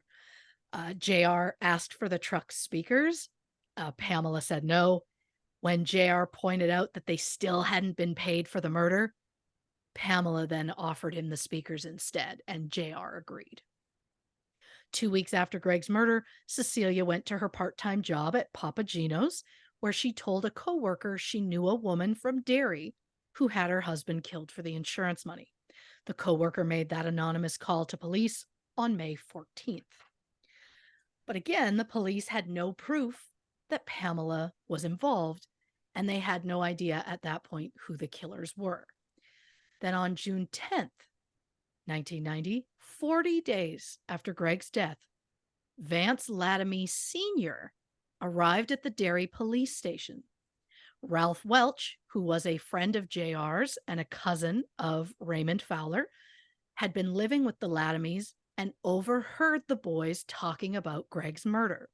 Ralph went to JR's parents and told them the boys had used Vance Sr.'s gun to kill someone. So Vance went and checked the weapon and noticed it was clean, which it was not when he left it. So he knew something was up. So he brought the gun to the police station to be tested. And kudos to Vance Sr. for doing the right thing. Yep. Police took Ralph Welch into protective custody and put him in a motel in Salem, New Hampshire, about 12 miles or 19 kilometers southeast of Derry. Now, knowing their days were numbered, Billy, Pete, and JR headed to Connecticut, where they hid out at Billy's aunt's house, telling her they were laying low following some trouble involving stolen bikes. Billy told Pamela that if he got caught, he wouldn't admit to her involvement. Pamela told him even if he did get caught, he was a juvenile. He'd only get held until he was 18. No biggie. Oh, Pamela. I know. When police questioned Raymond Fowler, Raymond said he didn't need a lawyer because he was absolutely willing to talk. Raymond told the cops, I mean, this is also the guy who then bragged about hitting on a woman. Yeah. Raymond told the cops he was in the car with JR, Pete, and Billy on the night of the murder, and that he and JR waited in the car in the parking lot while Billy and Pete went into Greg Smart's condo. Raymond said he had no idea a murder was going to take place, and he only learned about it when Billy and Pete jumped into the car. Raymond claims he thought they were just going to rob the place. Billy, JR, and Pete ended up returning to Seabrook, where Billy filled a bag with every love letter and picture that Pamela ever gave him, and he threw them out. Also included in there were dozens of hall passes that Pamela had given Billy so he could get out of study hall. On June 11th, Billy Flynn, Pete Randall, and Vance Latomy Jr. were arrested and charged with juvenile delinquency. When their arrests were announced, their names were withheld because, of course, they're minors. After the arrest, reporter Bill Spencer went to Pamela's condo for an interview, but she would barely open the door. She told him, quote, "I really can't. I'm totally devastated by this. I can't comment." Which is strange coming from a woman who set up an interview for the same day as her husband's wake. It almost seems like she was more upset about the killer being caught than about her husband dying, allegedly. Soon after, Pamela gave a newspaper interview where she said, quote, "If you want to say anything about how I'm feeling now, you could say I'm very, very shocked. I guess you could say they were good kids. I can't say anything about them. I work for the school district. I could lose my job. The last thing I need right now is to lose my job." Once police realized Pamela actually knew these kids, they contacted her for information about them in the hopes that they could use it to get the teenagers certified as adults at an upcoming hearing. Pamela told an officer, quote, "The truth is that I don't think these kids did this. That is really my truth. That's my God's honest truth." And in unrelated news, it is often said when someone repeats themselves, they're usually lying. Yeah. 2 days after the arrests, Pamela was in Massachusetts testifying at a trial for a hit and run driver who hit Pamela's car back in March.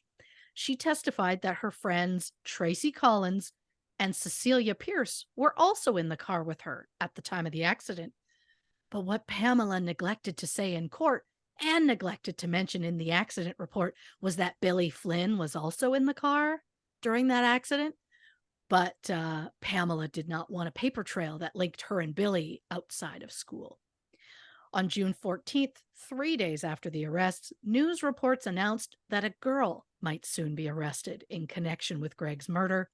Cecilia became terrified that the police were coming for her, so she told her mother everything she knew about Pamela, Billy, and Greg Smart's murder. Her mother contacted police, and after a late night meeting at a Friendly's restaurant, the Derry police captain brought Cecilia in for a taped statement.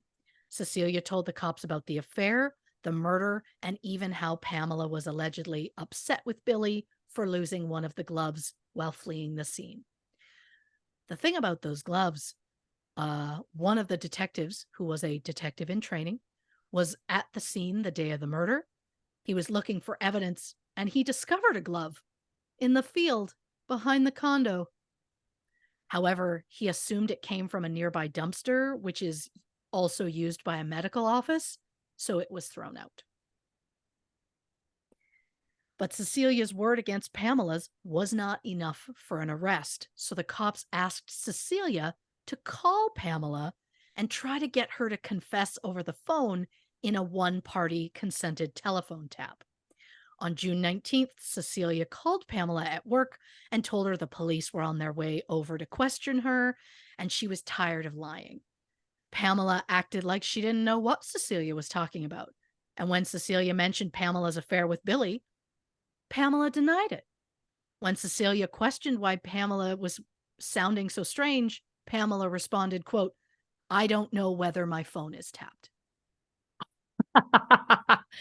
That's amazing. Cecilia called back later and again tried to get Pamela to admit to orchestrating the crime, but again she denied everything, even the affair. Pamela said, quote, why would a 22-year-old woman like me be having an affair with a 16-year-old high school student? That's just ridiculous, and people will not believe it. Police recorded 3 phone calls between Cecilia and Pamela, but the audio in the third recording was so bad, it was later found inadmissible in court. On June 22nd, Pamela went back to her usual MO and gave another interview. She said the cops had questioned her about the emotional maturity of the teenagers that they had arrested. Pamela said, quote, I hear the rumors, but if anybody prints any of those rumors, then, so help me, I'll sue the pants off them. She added, quote, those rumors are being spread by 15-year-old kids. Those rumors don't deserve the time of day from me. When outright asked about the kids, Pamela said, quote, I think the boy Billy Flynn had a crush on me. Pamela would later say she believed Billy was in love with her. 4 days later, Pamela hired a lawyer. Yeah, I bet.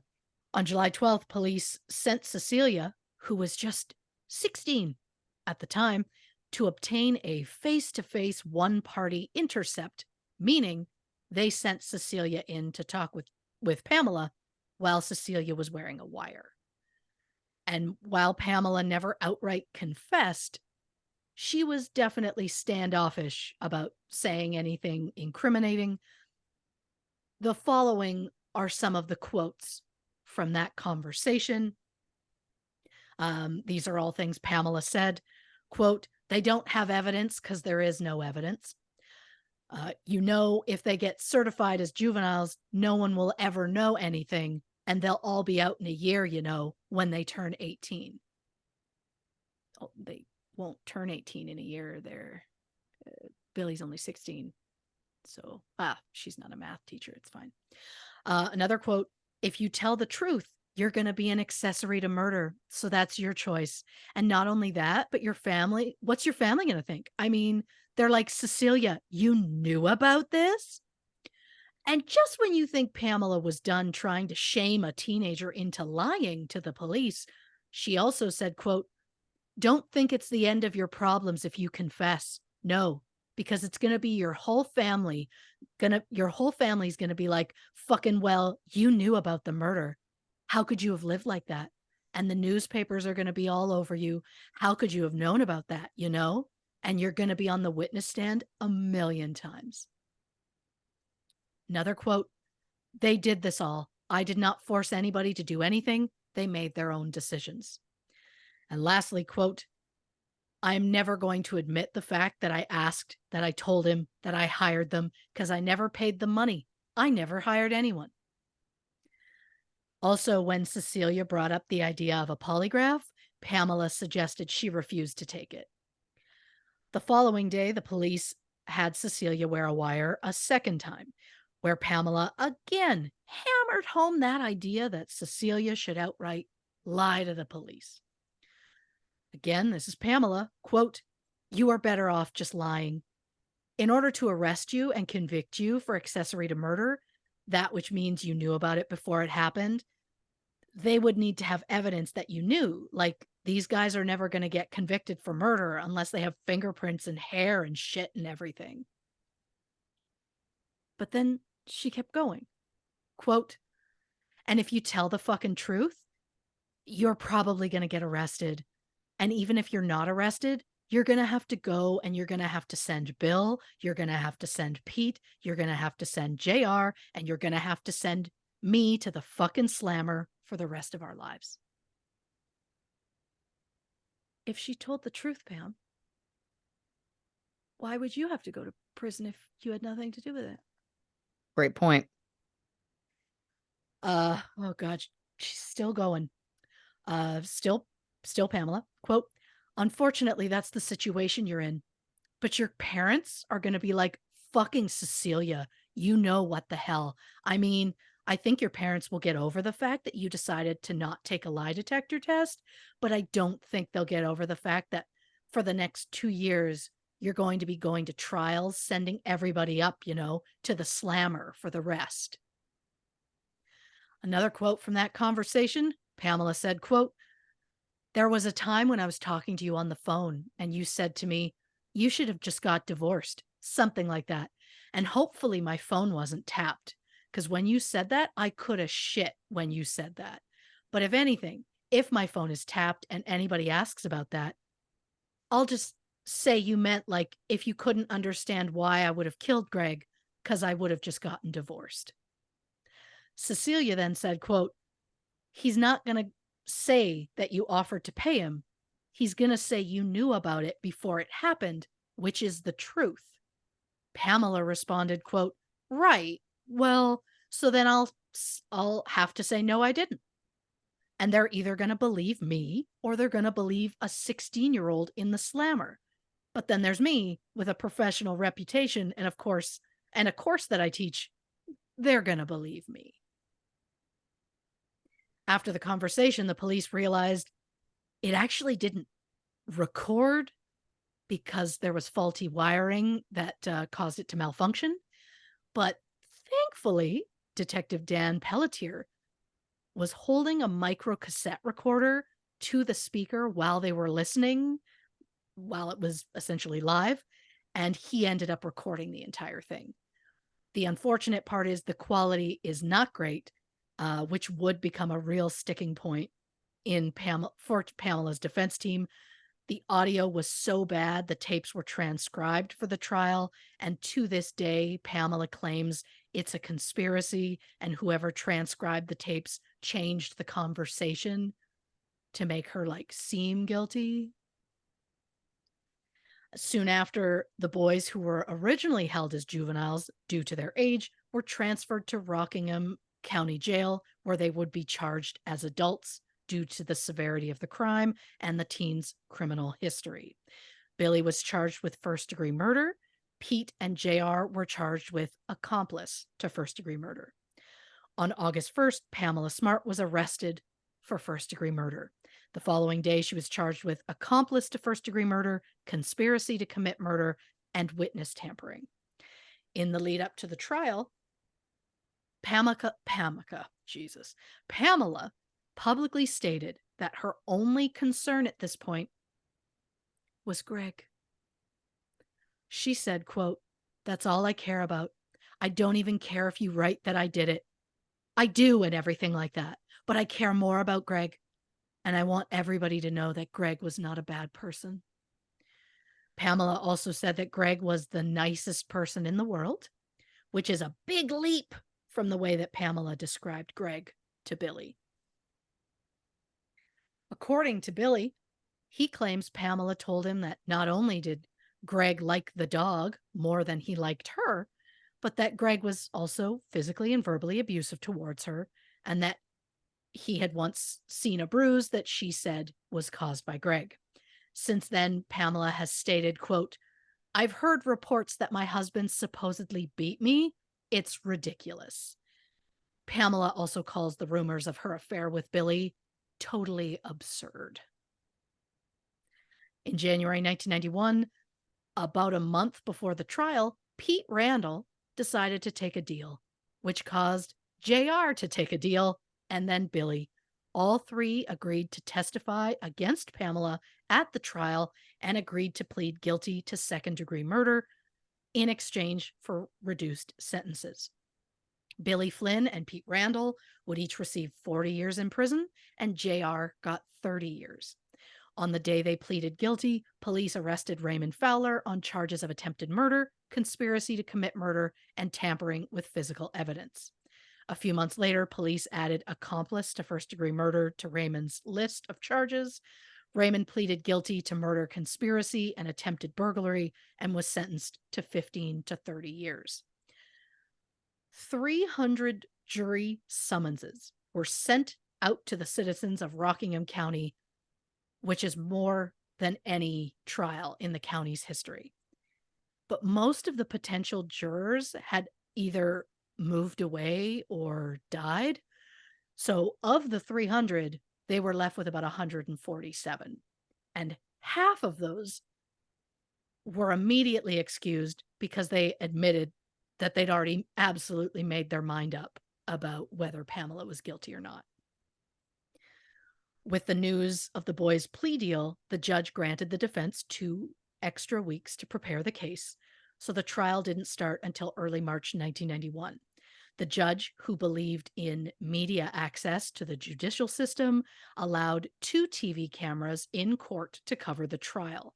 A documentary I watched said that it was the first murder trial to be broadcasted live. I mean, I guess because it was live, I don't know. I know that Ted Bundy's trial was televised nationally in 1979, so I don't know. The point is, either way, allowing cameras in a courtroom was a huge deal at the time. Even then, in a room with seating to accommodate about 80 people, nearly 100 people were crammed into that courtroom to watch the trial. When Billy took the stand, he admitted to pointing the gun at Greg's head. He said, "God forgive me," and pulled the trigger.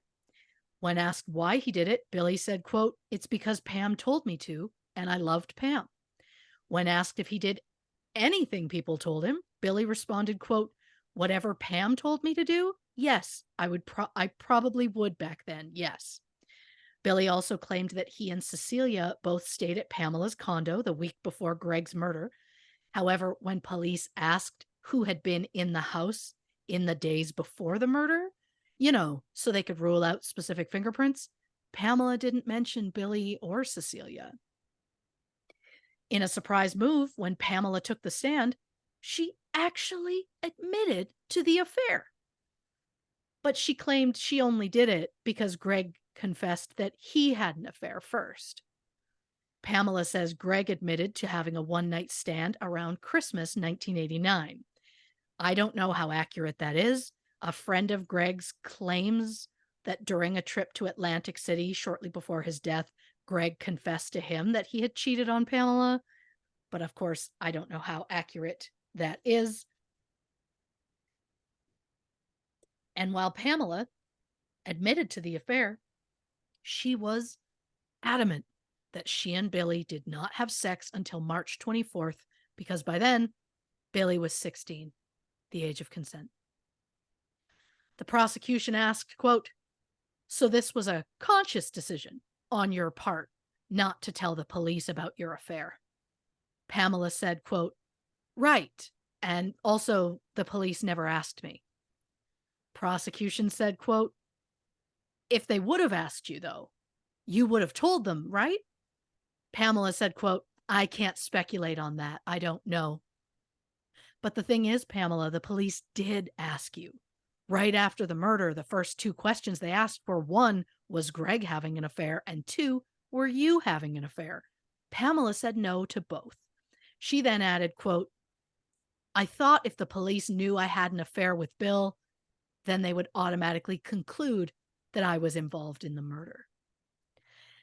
And while she is finally admitting to the affair, Pamela was claiming she broke up with Billy just days before Greg was killed. Mm-hmm. To give him a motive. She also admitted that Billy was at her house days before the murder and that he spent time alone in her basement, suggesting he had opportunity to unlock the bulkhead doors for himself in advance. To give him opportunity. When asked why she thought Billy shot her husband, Pamela said, quote, "Probably because he thought we could be together." Pamela admitted that Cecilia and Billy both stayed at her condo while Greg was on a trip to Atlantic City the week before his death. Cecilia believed she was invited over because of her close friendship with Pamela. She said they were like sisters. But in reality, Cecilia was invited so that it didn't look strange for Pamela to have a teenage boy staying at her house. And to that I say, whether Cecilia was there or not, still weird. Still Yep. absolutely weird. Yep. Pamela admitted to loaning her car to Billy in April, which was the first time that Billy attempted to kill Greg. She also admitted to driving Billy, JR, and Pete to JR's grandmother's house the day of the murder so they could pick up the car.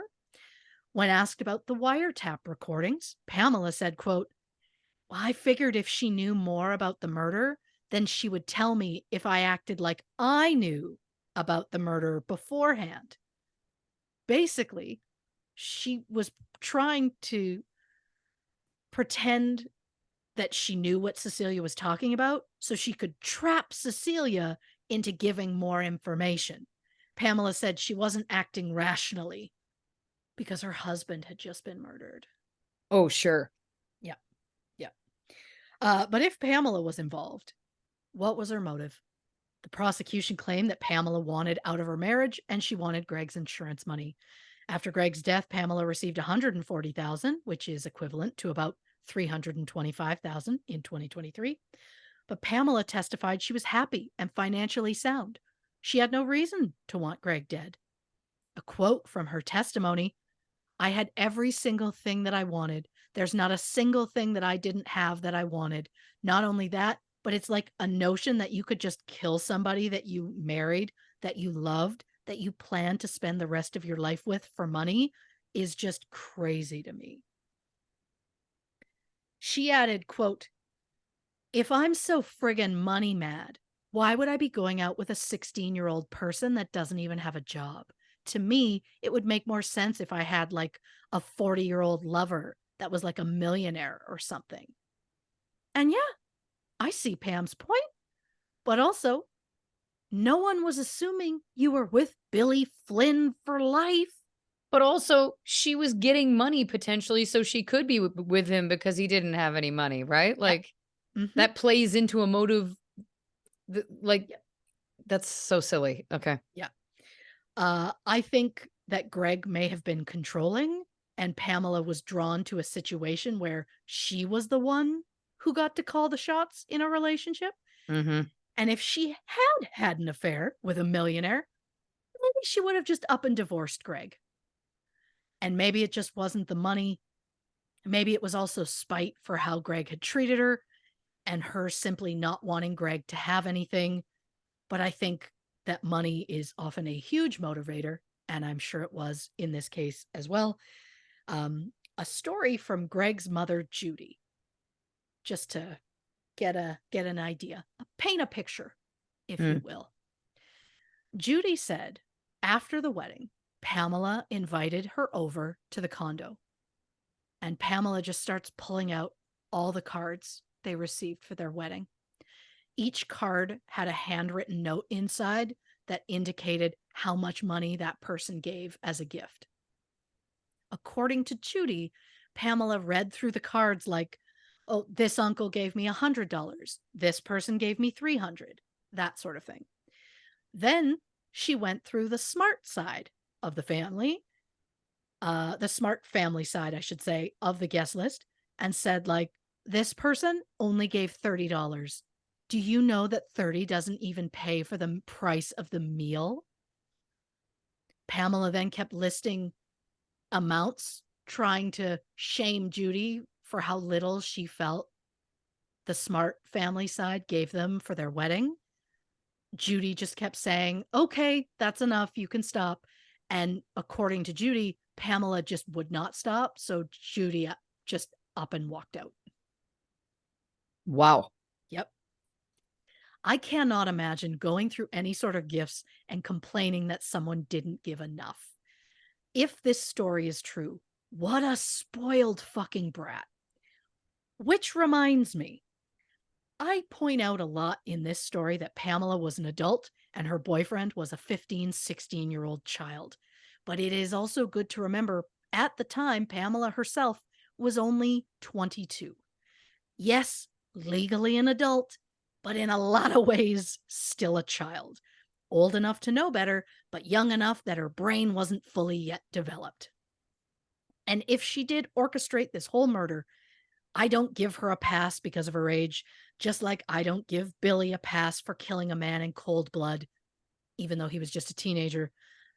I do think a lot of Pamela's media interviews can be explained by the fact that she was very young when she was absolutely thrust into that media circus that she fully created for herself. Yeah. And maybe that's why Pamela seemed to show no emotion in court or during interviews. The media dubbed her an ice princess and cold as ice for her lack of emotion.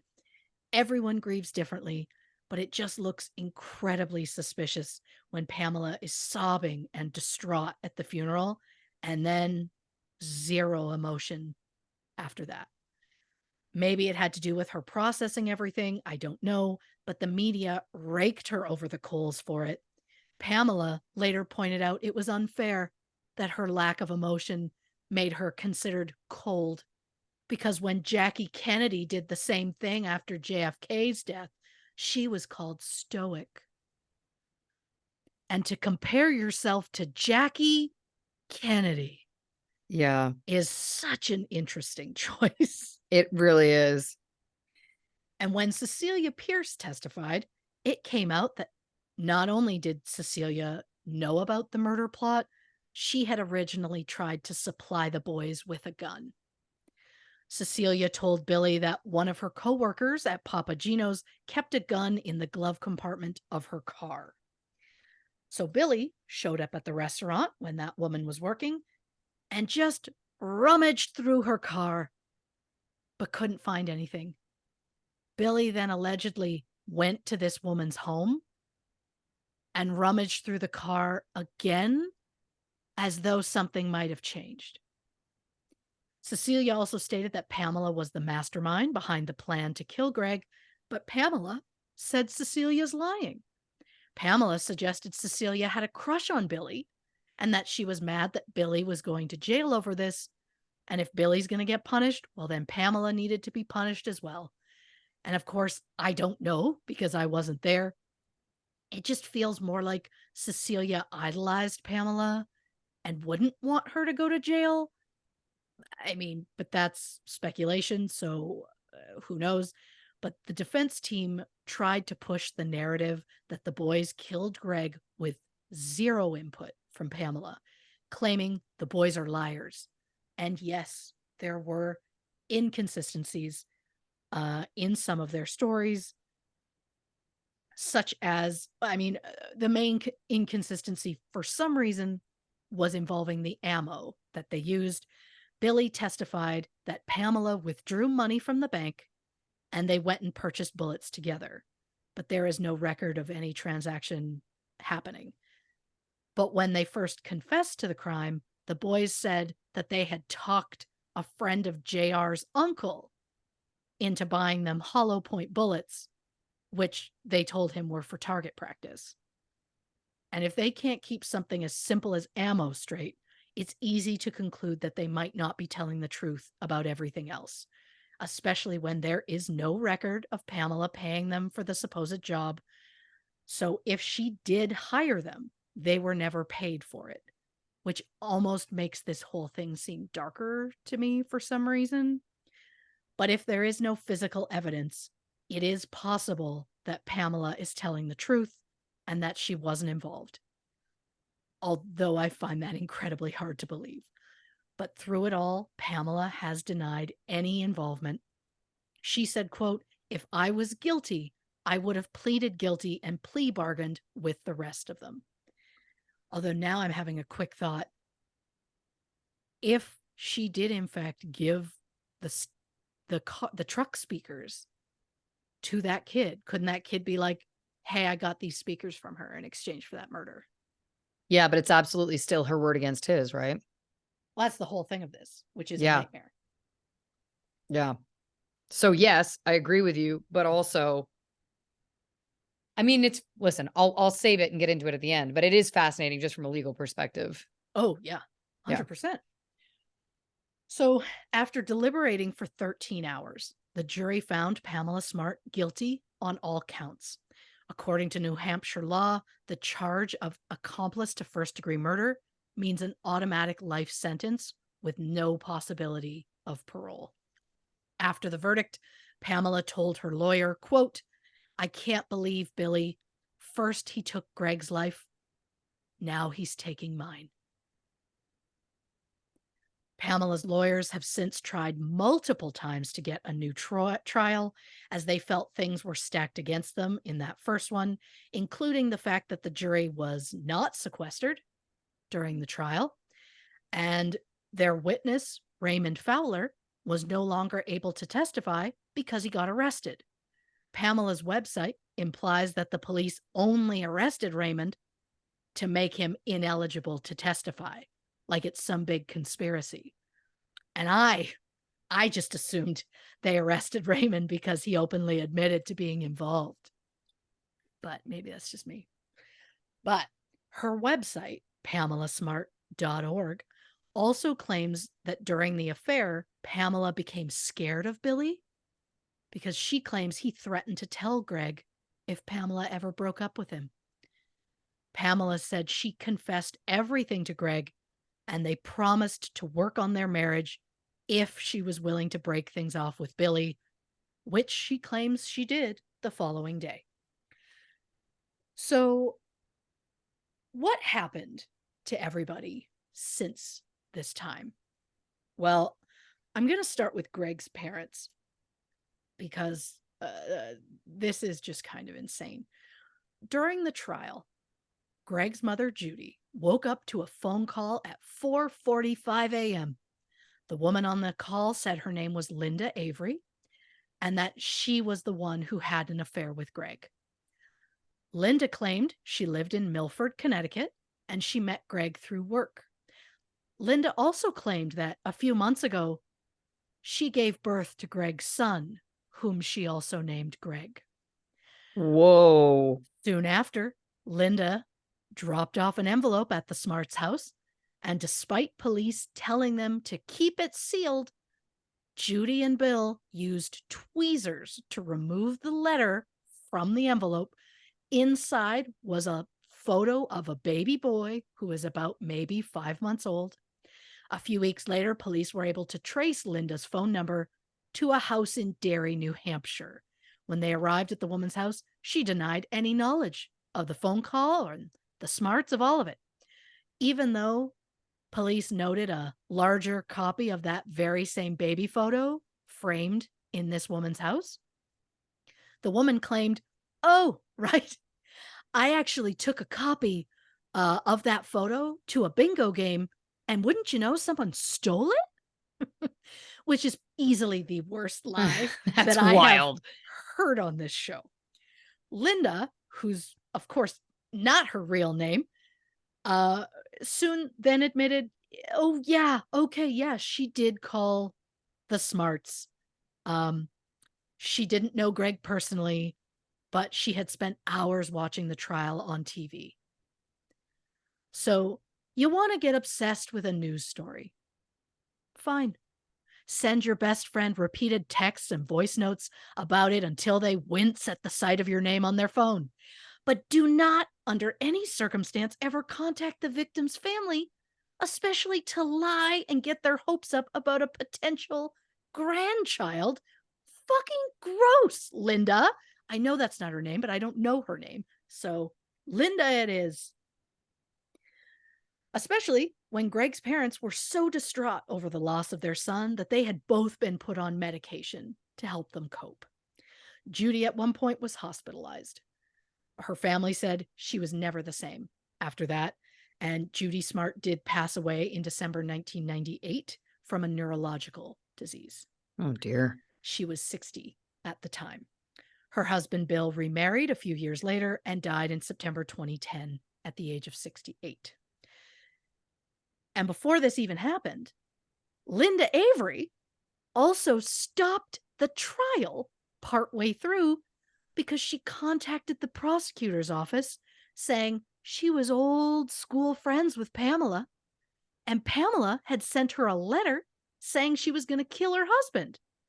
Linda claimed after Greg's death, Pamela contacted her and offered to pay $10,000 to get that letter back.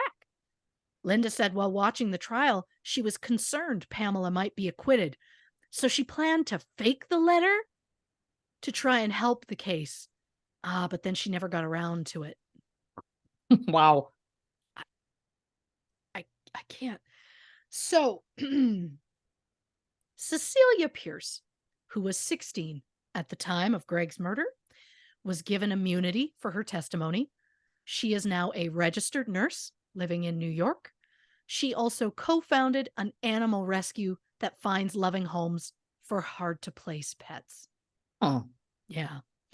Raymond Fowler, who was 18 at the time of Greg's murder, was paroled in April 2003, but sent back to prison a year later for a parole violation, which included harassment.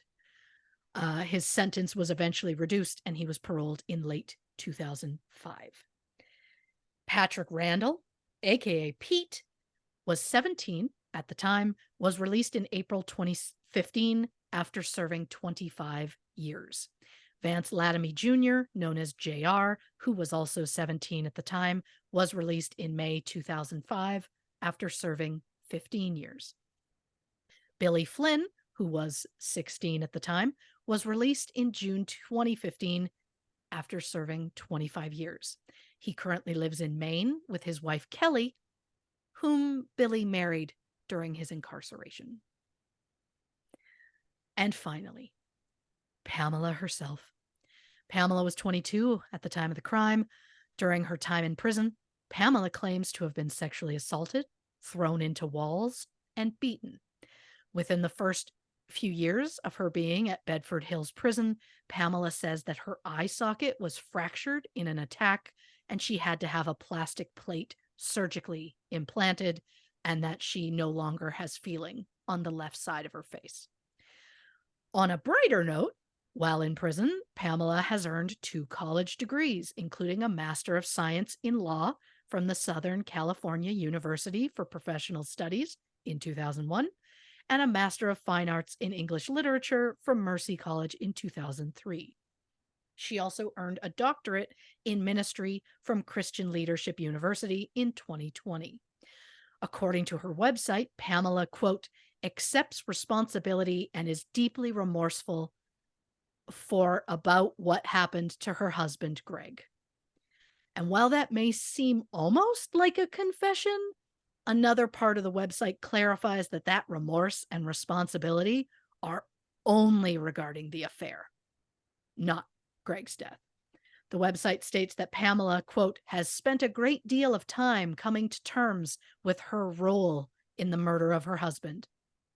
Again, she still denies any involvement in orchestrating Greg's murder. But of course, she believes because of her affair, it drove Billy to kill Greg on his own with no input from her whatsoever. She continues to try and get her sentence commuted in the hopes of one day being eligible for parole. But as of July 2023, Pamela Smart remains in prison.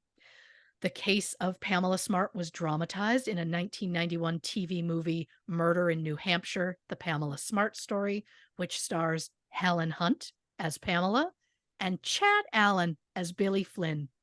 An IMDb user rated it 9 out of 10, saying, quote, it was real, it was good, but not real good.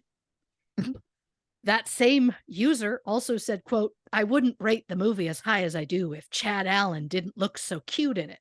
Again, that person gave it a 9 out of 10. Was that IMDb user you? It does feel like me to rate a movie higher based on appeal. I did, because I rate the movies I watch because I'm psycho, but I did recently watch, I think it's the second Ant-Man movie. I rated it half a point higher than I would have and made a note that I did so because Paul Rudd was incredibly charming in a specific scene. So somehow, yeah, this wasn't me, but all I'm saying is Chad Allen in the early 90s. Yes. I don't even know who he is. I'll look him up. Keep he going. He was the oldest son on Dr. Quinn. Dr. Quinn Medicine. Oh, he did many other things. He was also in, I think it was like Wild America or something. Yep. Wasn't he? Sure. Oh, no, I think that was Scott something. Either way. Warstaff, because that movie also had Devon Sawa. Thank you very much. And JTT. That's right. Anyhow. I love it. Barstow. Fuck, I don't know. I'm going to have to look his name up on the break. Anyhow, it doesn't matter. The case also inspired the 1995 movie To Die For, about an aspiring TV newscaster who starts an affair with a teenager and convinces him to kill her husband. The film stars Nicole Kidman, Joaquin Phoenix, Matt Dillon, and Casey Affleck. After filming, Casey brought the director a screenplay co-written by Casey's brother Ben. And just like that, 2 years later, Good Will Hunting was released. Wow. Reporting with 90s pop culture facts, I'm Christy Oxborrow. Wowzer. Well, listen, so much to dig into. Let's take one more quick break, grab another drink, hit the can, and we'll be back with our final thoughts on the Pamela Smart episode of True Crime and Cocktails. All right, final clap on 3. 1, 2, 3.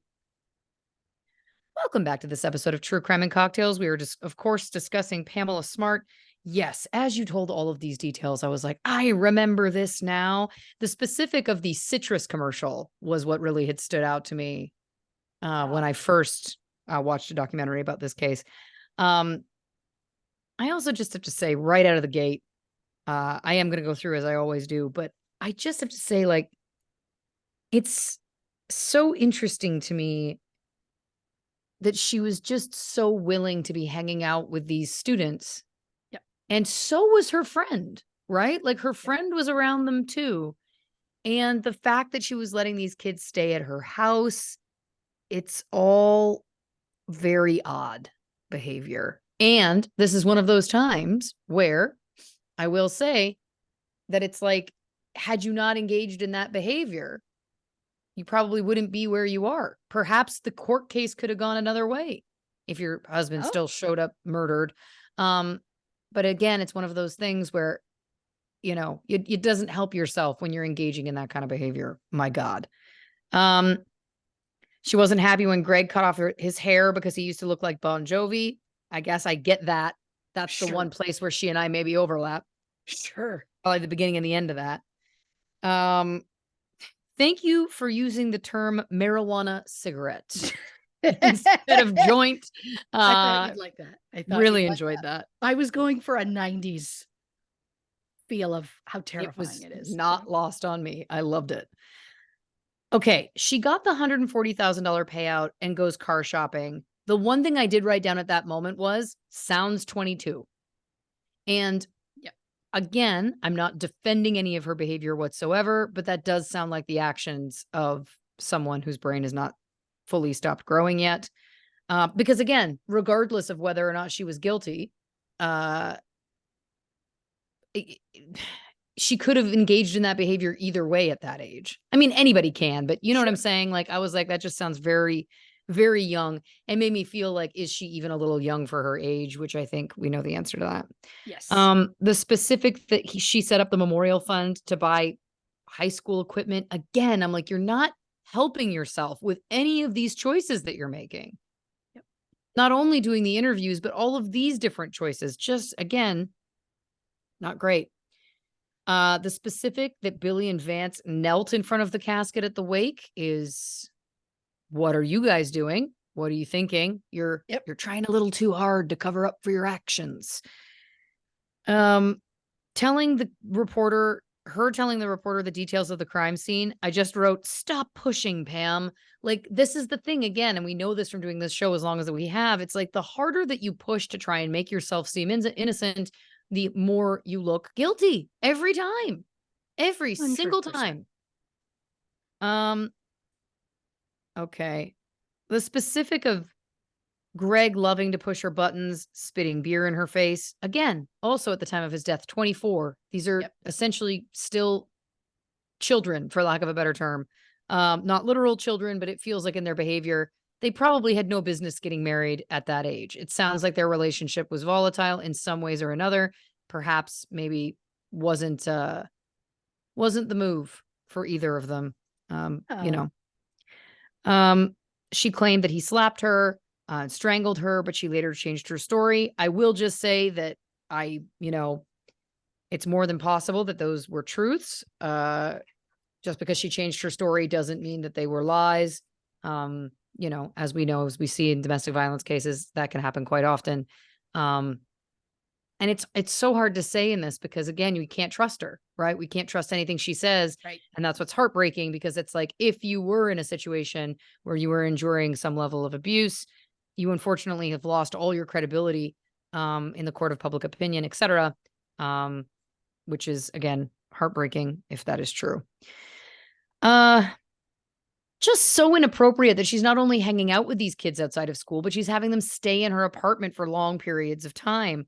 Like, an entire Right. week is a long time. Also, and I'm sorry, not trying to be shamey, but where was Cecilia's parents then? Like, where were their parents? I guess, I mean, I know we heard about Billy's family, so perhaps, he was out of the house and that was not necessarily questioned in his household, but it just feels like a long time. A week for a 15-year-old, 16-year-old to be out of the house, Yes. Oh, you know? I fully agree. I don't know what Billy's mother may or may not have known, but I know in the case of Cecilia that it was like, Cecilia saw Pamela as like, she's my sister, she's my best friend kind of thing. And so I wonder if her mother was like, it's good for her to Maybe. hang out and think what's safer for her 15-year-old daughter than hanging out with an adult who's gonna like, who's she's only 22, but she's married, she has a job, she's got her life together.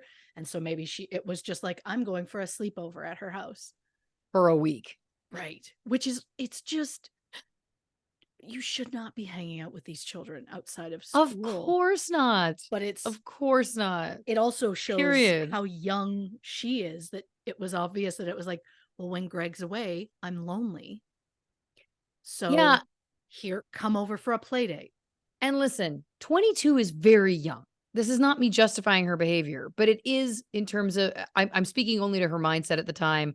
Um, I mean, I think about myself at 22. You know what I mean? I think let's put it this way. It does feel like the years between 18 and 25, you are closer to high school than you are to being an adult, right? Like, Sure. you are closer to that energy and dynamic.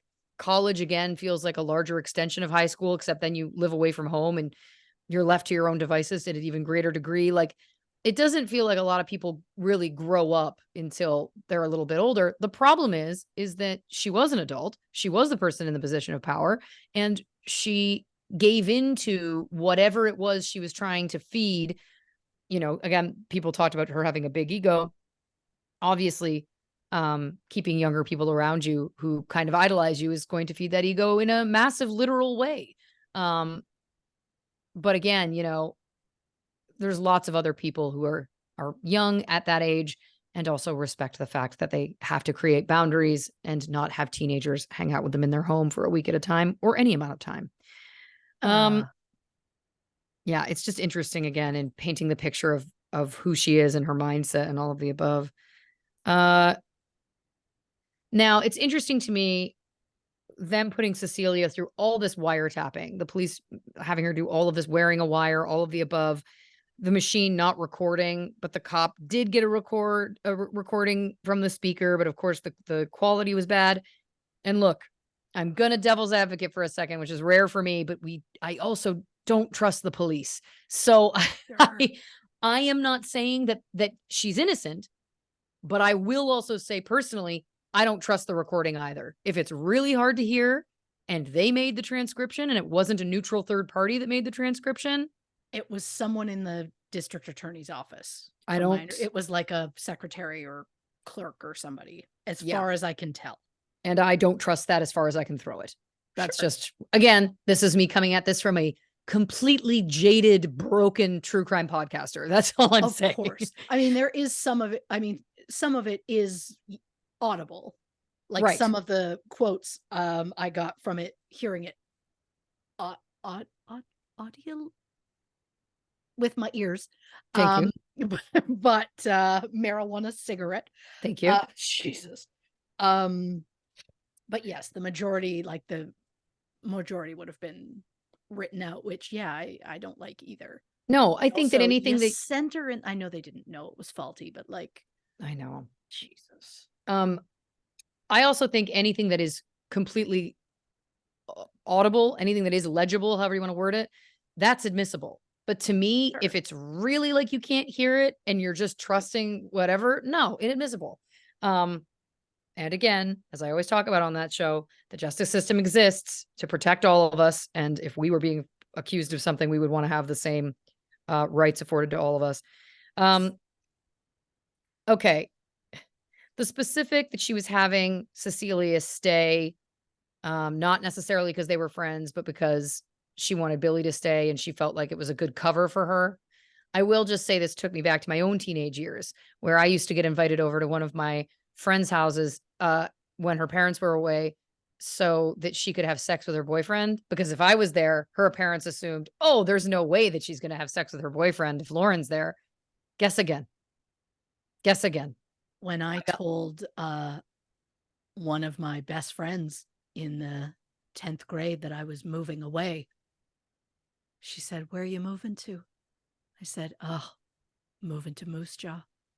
And she said, "Oh, I wish you were moving to Saskatoon, because then I'd just tell my parents I was going to see you so I could go sneak off and see my boyfriend." What a great friend. So I understand your feeling. Yeah, they used to put on a movie for me, or it was actually like a taped Like a VHS. Yep. It was a babysitter. Yeah, it was a taped VHS tape of Green Day interviews because I loved Green Day at the time. That is And a so way they to would keep you literally occupied. they'd put it on. It would be me and her dog, and we'd sit and watch and with snacks, and then they would go and do their thing. Jesus. Yeah.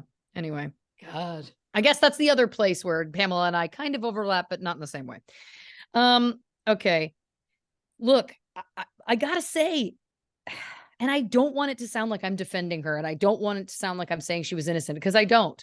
But again, from a legal standpoint, there isn't any evidence here. It really is he said, she said, or Yep. they said, she said, with the multiple kids. The Yep. fact that there's inconsistencies in their stories, the fact that there isn't any proof of her paying them, there isn't any proof of her buying the ammo.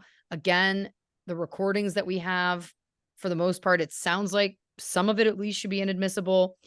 I don't know. I don't know how I feel. I mean, again, it does feel like the fact that the jury wasn't sequestered absolutely is, could be prejudicial against her. They could have been developing opinions Sure. about her, all of the above. Um, I don't know how I feel because again, I'm not saying that I don't think that she was involved, but I'm also saying like it is a little wild to me that they got a conviction on all of those charges when it's based on nothing but speculation. Oh, I can't believe that she got life with no parole and that of all of them, she's the only one still in prison. I Yeah. can't believe that. I'm not surprised that she would be considered guilty, but I thought for sure it would have been like she does 10 to 20 years and she's out, which is not a small Conspiracy or amount of time. something. Yeah. No, but again, conspiracy charges, I could see maybe, but again, I'm like, but there's no proof. There is no evidence. And Yeah. it's those kids who took the plea deal. It's their word. Where I want to remind you, the only way they got that plea deal is by testifying against her. Yep. Is it possible? I throw out there, is it possible that she brought up these kinds of things to him without outright saying to him, I want you to murder him? I think that's possible. I think it's possible Yeah. that therefore, in Pamela Smart's mind, she never hired them. She never told him to do it. And that's why she's so adamant that she's innocent. Because in her mind, it's like, I just think, is it possible that she was leading him without outright being involved in the planning? I do. I do think that that's possible. That's still a crime. She should still do time. But again, to convict her on the first-degree murder charge, I don't know. Oh, yeah. I mean, look, I think Billy should have done the most time because he openly admits, "Yes, And he did it. I shot him." Yes. Um, Pete admits he held a knife to Greg's throat when Greg was being shot. So he should do his time, yeah, and the kid who was the getaway driver, all of that. Um, but yeah, I mean, I think she should have done some time, but the time she's still doing is wild to me. Um, I just don't. there's just so much about her that I don't trust, but I also don't trust those kids either. But it is more than possible that it's the two of them spending time together, because she did openly admit in court that at the time she believed she was in love with Billy. Right. So it is possible that, they're hanging out together and then it's like, well, you have to leave because Greg is coming home and I hate that he's always around and I hate that he's come between us and stuff like that. And it's also possible at some point Greg did something to tick her off and she was like, God, I could kill that man.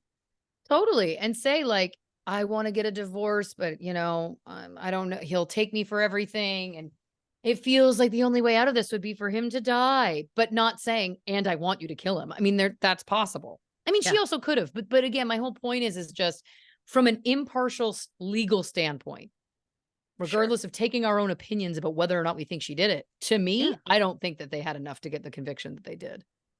I think it was based on opinion, which is not how the legal system is supposed to work. sure. Yeah. Oh, I can't believe they never got like a second trial. I can't believe Yes.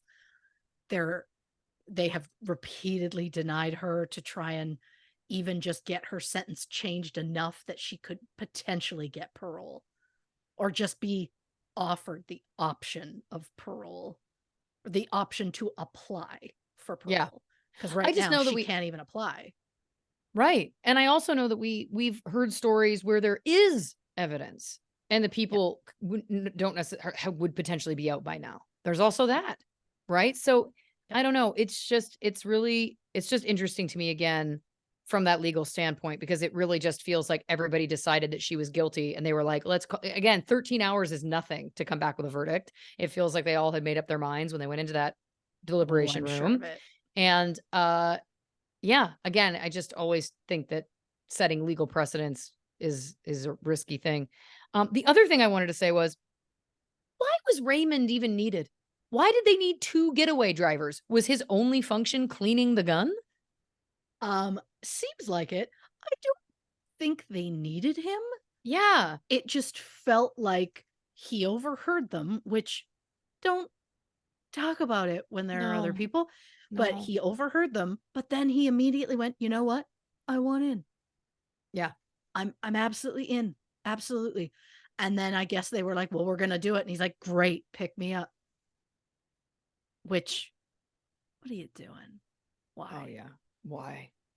Um, 2 other quick things. One, I wrote down, "I never wince at your texts and don't say that I do. It could never happen." Oh, you picked up on that, which look, that was more of a Oh, of I an know. adorable barb. Of course. Of But yeah, that course. absolutely was in reference to my frantic text to you for the last week. Well, the thing is that I frantically text you most days, so it's also like, "You're due. Sure. You're due." But this is like, Um, hey, that thing that you don't care about, here's everything I know. and guess what? As soon as I heard that, I said, "Well, I care about it now because you do." You did. That's the great thing about you. I mean, one of the many great things about you. How quick you're on board. On board. You Yep. tell me it matters to you, I'm like, "I'm all in." Yep. Both feet, baby. Both Yeah. feet.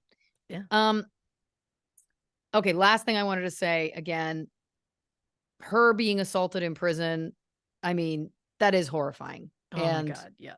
I don't think that anyone deserves that based on in any crime that you would do that would wind you up in prison. You don't deserve to be sexually assaulted. You don't deserve to be badly beaten, Yep. to the point that you have to have reconstructive surgery on your face.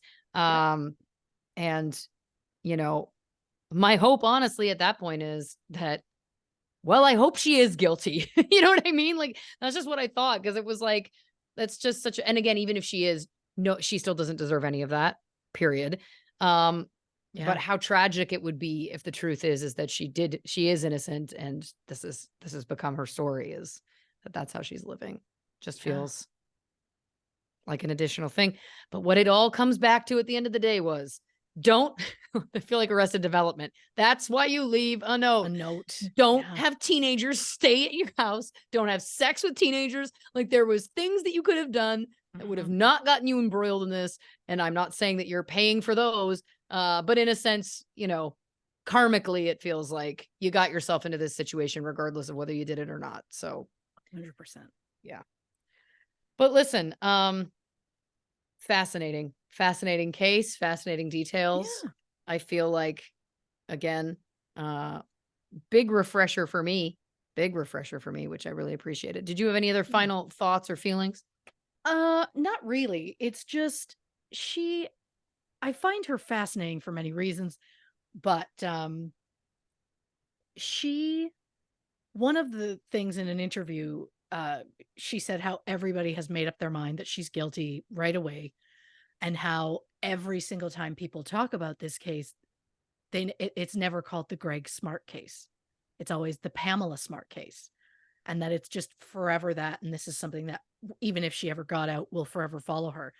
And I'm just surprised that at this point she hasn't gone back to using her maiden name, Mm-hmm. because I think her maiden name is far less known. Right. So I just feel like if you want to take away that like that notoriety, as it were, maybe consider it. Yeah. Like if you don't want, oh God, Pamela Smart, then don't be Pamela Smart anymore. I guess I don't know, what are the legalities of that while you're in prison? I guess you can change your name in prison. I would assume, because technically she is single. Like I guess she'd be considered widowed, but I would think you'd be able to in a case like that. I guess, I mean, it's possible. Yeah, maybe it's because she's in prison that she can't, but and look, you want to have the same last name, have the same last name. But yeah, no, I hear what you're saying. Surprising to distance Yes. yourself from it a little bit. Yes. And who knows, maybe someday she will get out and that will be the first thing she does. I think, well, yeah, that would be my advice to her. But Yeah. somehow I feel like if she did ever get out, she'd probably call that reporter to immediately do an interview. So, oh, yeah. Yeah. Doing an interview on your wedding anniversary 6 days after your husband was murdered. And then being like, so do you want to get a shot of me pulling the cake out of the freezer? Like that to me, I'm like, oh, that's wild. yeah. I'm not giving an interview 6 days later. She even gave interviews less time. Yeah. It's just wild. Again, doesn't help her case is the whole point, is that it's like you made yourself look so guilty that either way, unfortunately, you really painted yourself into a corner with your behavior. Yep. And again, 100%. Well, listen, Christy Oxborrow, fantastic research as always. We so appreciate all your work. 10 out of 10, hit it out of the park. As always, you are too kind. I speak the truth. And we thank you, dear listeners, for joining us on this journey. If you haven't already, give us a follow on the socials on Instagram, Facebook, and YouTube at True Crime and Cocktails, on Twitter at Not Detectives. We're also over on Patreon at patreon.com/True Crime and Cocktails, where we have a subscription-based bonus episode service over there. Didn't really word that very well, but you know what I'm saying. And the only place for True Crime and Cocktails merch is truecrewmerch.com. So check that out as well if you're interested. Christy, do you want to tell the people about next week's episode? On the next True Crime and Cocktails, abducted in plain sight. Truly the wildest documentary I think I've viewed in some time. Really cannot wait to get into this one. And this is, of course, our May patrons poll pick. Again, over on Patreon, you can vote for one of the cases that we cover over here on the show per month. So again, check that out if you're interested. Christy, do you want to say goodnight to the people?